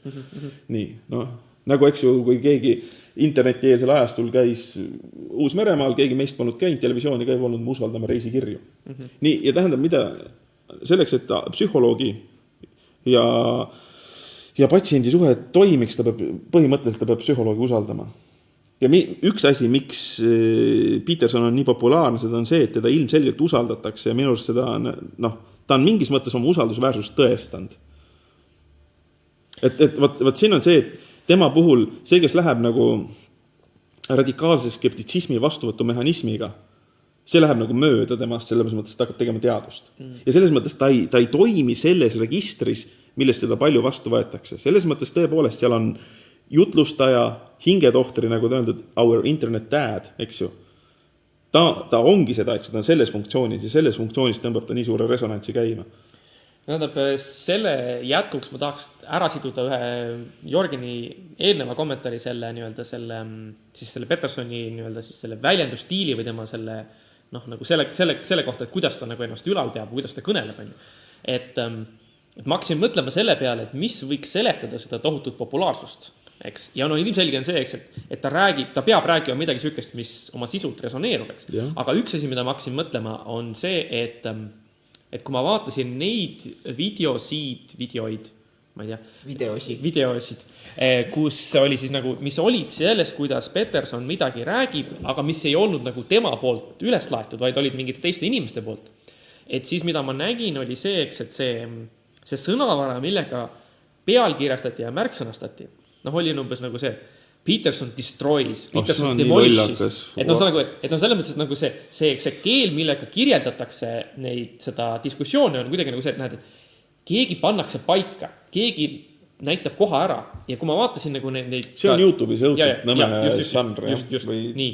Aga nüüd on ka nagu see, et kui ma vaatasin mõnda intervjuusid, näiteks eriti konkreetselt see Cathy Newmani intervju, kus on nagu see, et tõepoolest ma arvan, et see intervjueerija astus pange ja tegi asju valesti, aga Peterson oleks võinud olla nagu sõbralikum ja rohkem koostööle aldi, aga minu meelest ta oli väga järsk ja ta oli väga niisugune nagu mitte koostöövalmis, või ta oli niisugune nagu ma ei tea, jõhkene vales, aga et see on aga... Ma ei ütleks tema kohta järsk, ma ütleks just vastupidi, et Cathy Newman nagu üritas tal kogu aeg suhu panna. Ja seda küll, aga on see, et aga minu meelest on seal ka teistes intervjuudes kuidagi tuleb välja see, et ta on nagu väga niisugune konkreetne, väga järsk ja väga niisugune see, ja see ongi see, et ma hakkasin mõtlema selle peale, et nagu kui mina näiteks olin alles noor bakatudeng, siis meil siin Tartus filosoofia osakonnas oli üks noormees, kes oli ka niisugune nagu ta oli intelligentne ja ta oli nutiks, oli tark, aga ta nagu oli ka selline, kes Jõhker. ta oli ka nagu väga jõhker ja järsk, kui ta leidis kellegi, kes ütles midagi, millega ta ei ole nõus ja käis siuke paika panemine ja mina nagu selles mõttes, ma nautisin mingis mõttes publikust vaatamist, kus on see, et keegi esines või ütles midagi, mis mulle tundus kahtlane. Aga ma ei olnud ise võimeline nagu sellesse diskussiooni astuma ja siis oli siin see üks noor, nüüdseks juba välismaale läinud Eesti filosoof, keda te ilmselt mõlemad teate, Indrek Reiland, eks, kes siis nagu tihti nagu siis samamoodi nagu pani paika niisuguste samasuguse mingis mõttes Petersonile omaste niisuguste absoluutsete rangete väidetega, et selles mõttes ja minule see oli mingis mõttes niisugune nagu, see imponeeris mulle, eks. Ja nagu ma hakkasin mõtlema, et kas ei või olla see, et ta ongi nagu sellest järskusest ja absoluutsusest ja niisugusest nagu rangusest, et ta nagu mingis mõttes ta annab mingisuguse kindluse või pidepunkti. Selguse uduses maailmas. Jah, et kui on debatti, ütleme, et üks paneb ikkagi jala maha, sest et ma just vaatasin mingit diskussiooni, kus oli küsimus selle üle, et miks keegi kasutab make-up'i. Ja siis oli umbes nagu see, eks, et Peterson ütles korduvalt, et ei ole mitte mingit muud eesmärki kui enese seksualiseerimine. Ühtegi muud mõeldavat eesmärki ei saa olla make-up'i kasutamisel. Ei, nii rangelt ei väljendanud, aga ta ütle, sest ta tõesti nagu väljendab väga-väga täpselt, sest ta ütleb, et näiteks, et inimese veetluse üks komponent on seksuaalne. Ka töökohal, eks ju. Mis tahes inimese veetluse üks komponent on seksuaalne, eks ju, ja siin ta ütleb just üks komponent kindlasti, eks ju, ja siis on reeglistik, mil määral me lubame seda võimendada. Ja, aga ongi see, et nagu, ja siis oli see üks teine debatt, kus oli ka nagu see sama küsimus sellest, eks, et mis olukorras me saame öelda, et vasakpoolsus on läinud liiga kaugele, ja siis ta nagu esitas selle küsimuse ja siis ta nagu ütles ka seda nagu niimoodi, eks, et ühelt poolt ta selle küsimuse püstitusega ütles, et see on täiesti kindel, et seda on juhtunud, seda saab juhtuda ja kui ta anti vastuseks, et vasakpoolsus on läinud liiga kaugele siis, kui on tegemist kas vägivalla või tsensuuriga, siis selle peale lihtsalt Peterson ütles, et see ei ole piisav.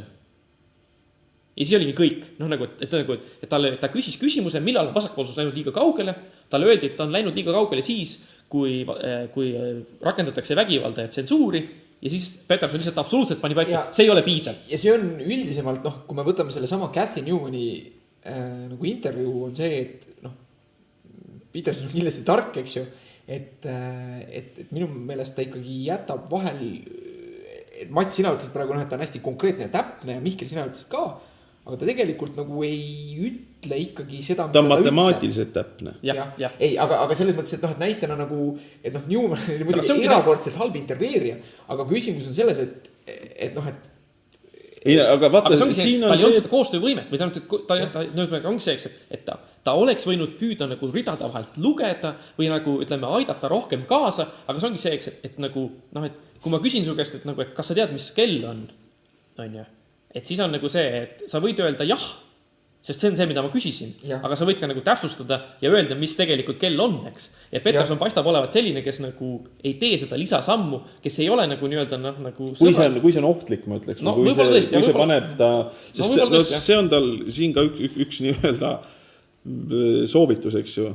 Ära ütle asju, mis teevad sind nõrgaks, eks ju. Et ära ütle asju, mis panevad sind libedale jääle, see tähendab, et kui sa lähed juba sellise ehkude peale välja ja ta jätab need tihti ütlemata. See ongi nagu, et minu arvates see on ütleme... Võib öelda, et see on mängurikkumine, ta on mingi mängurikkumine võib-olla. Jah, et kus diskussiooni nagu...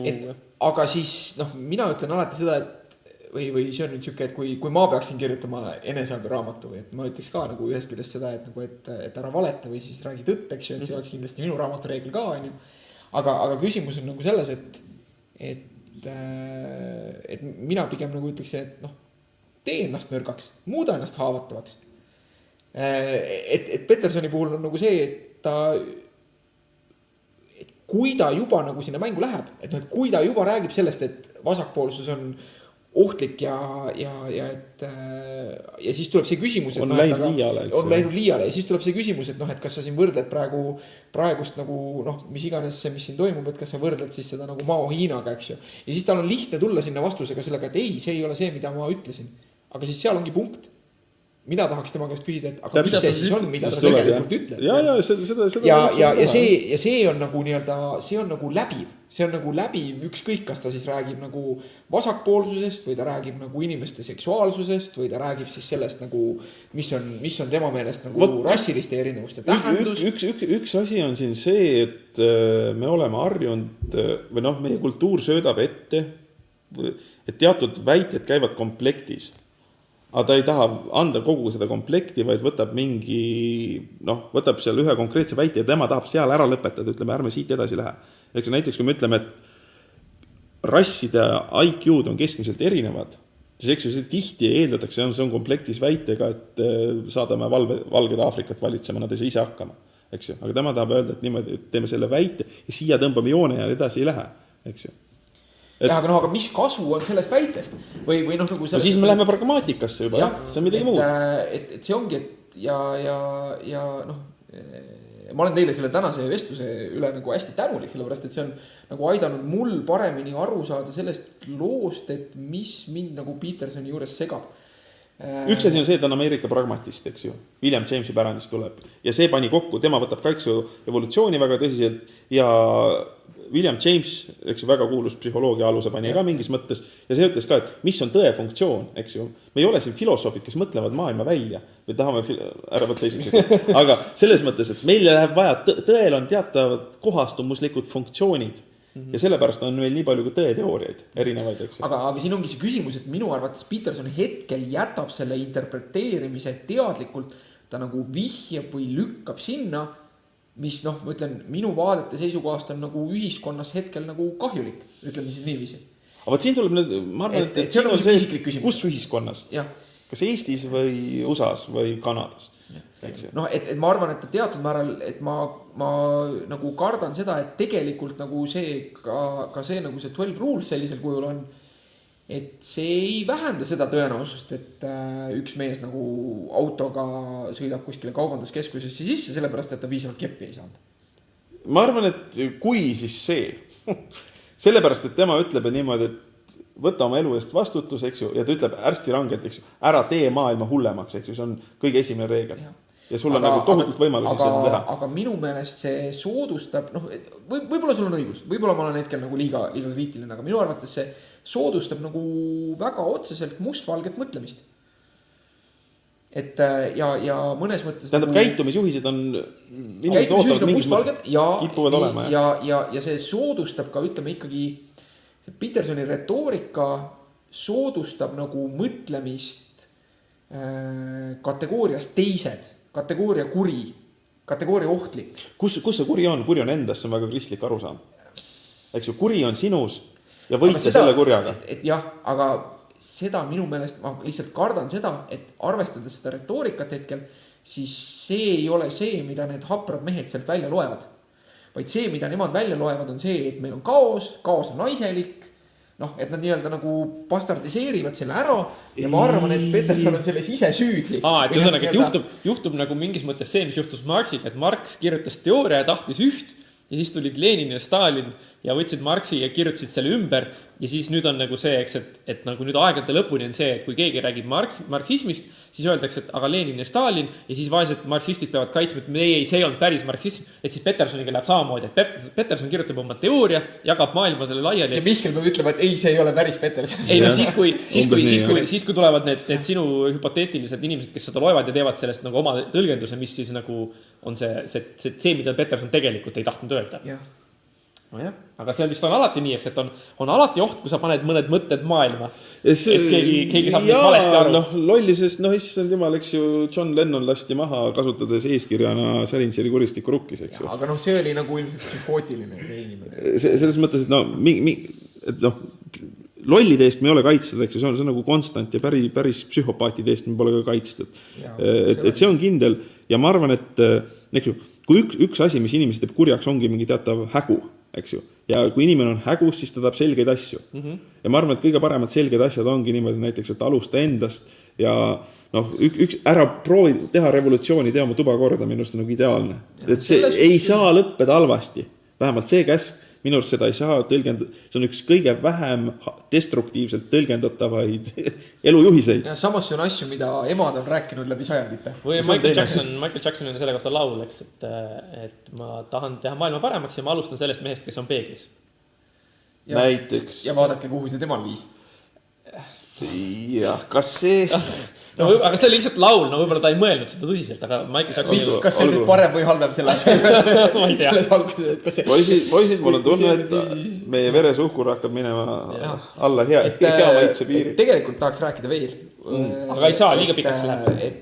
Tõmbame joone alla. Kõik see, tõmbame joone alla. Aga mis me siis kokkuvõttes ütleme? Kokkuvõttes... Ma küsin teilt, te olete mõlemad seda raamatut lugenud. Kas teil on kahju, et te seda lugesite, kas te tahate seda aega tagasi?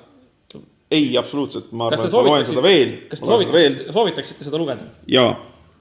Ja ma soovitaksin lugeda ka Peter Bergeri ja Toomas Lukmanni Tegelikkuse sotsiaalne ülesehitus, teadmussotsioloogiline uurimus. Ka väga hea raamat, mis on ilgelt oma sotsiaalse konstruktsiooni mõiste pärast vahtu üles löönud, aga väga kergelt loetav. Jörgen, sinu? Ma kindlasti ei kahetse, et ma seda lugesin, sest see teema... ma ütlen, mina sain Petersonist teada esimest korda tema esimesest intervjuust Joe Rogani podcastis, mis vist oli 2 aastat tagasi.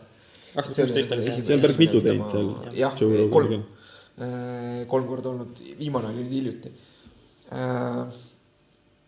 Et sellest, et ma saan nagu sellest fenomenist paremini aru ja ma saan nagu ennast kuidagi paremini positsioneerida ja oskan paremini nagu kaasa rääkida, paremini öelda, mis mulle seal meeldib ja mis ei meeldi.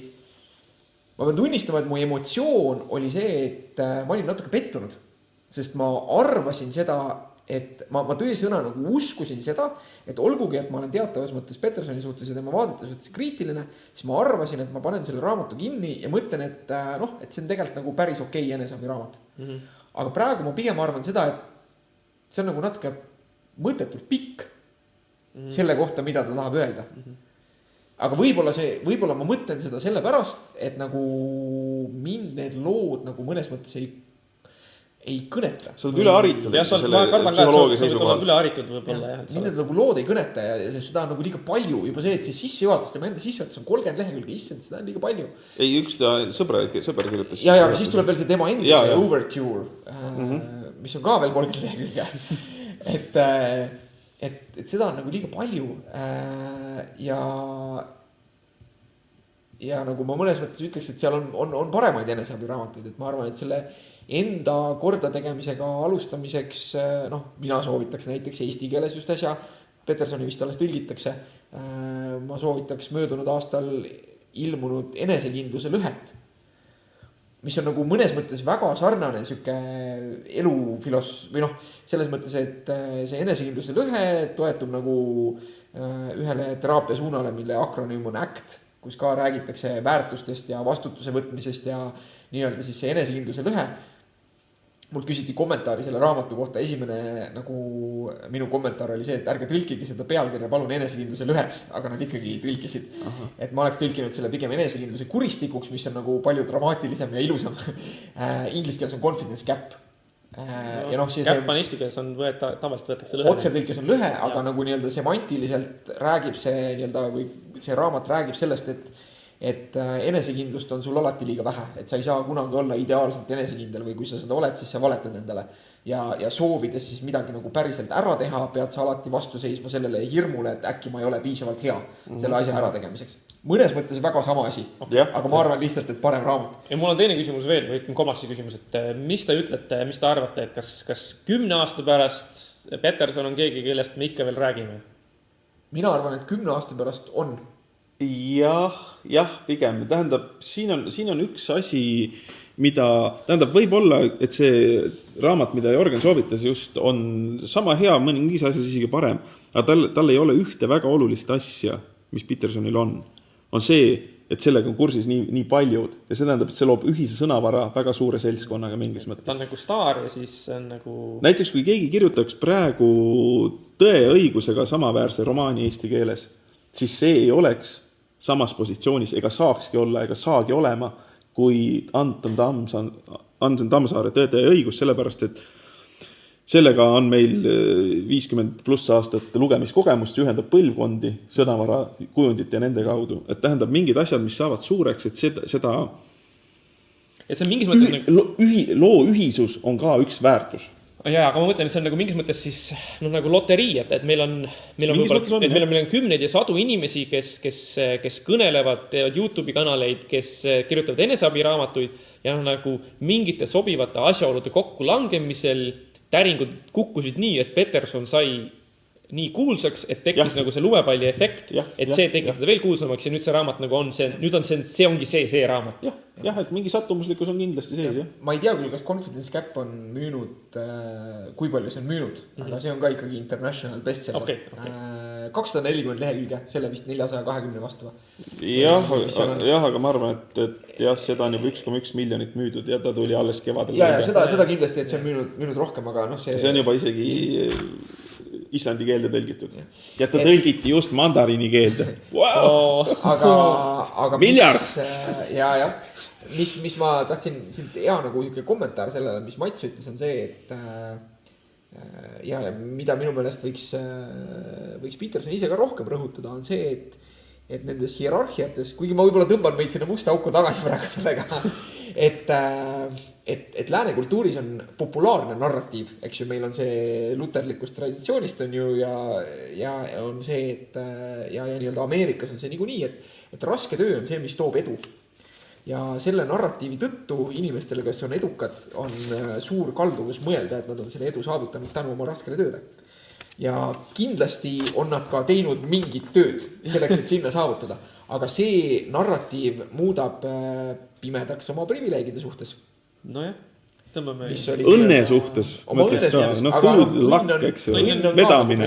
Mingis mõttes küll, jah. Vedamine. Mis saaks olla rohkem privileeg kui õnn, sest see on ju asi, mida mõnedel on tänu mitte neile endale otseselt ja teistel jällegi ei ole. Jah, aga muidugi ma ütleks ju, et seda ei tasu sassi ebaõiglusega.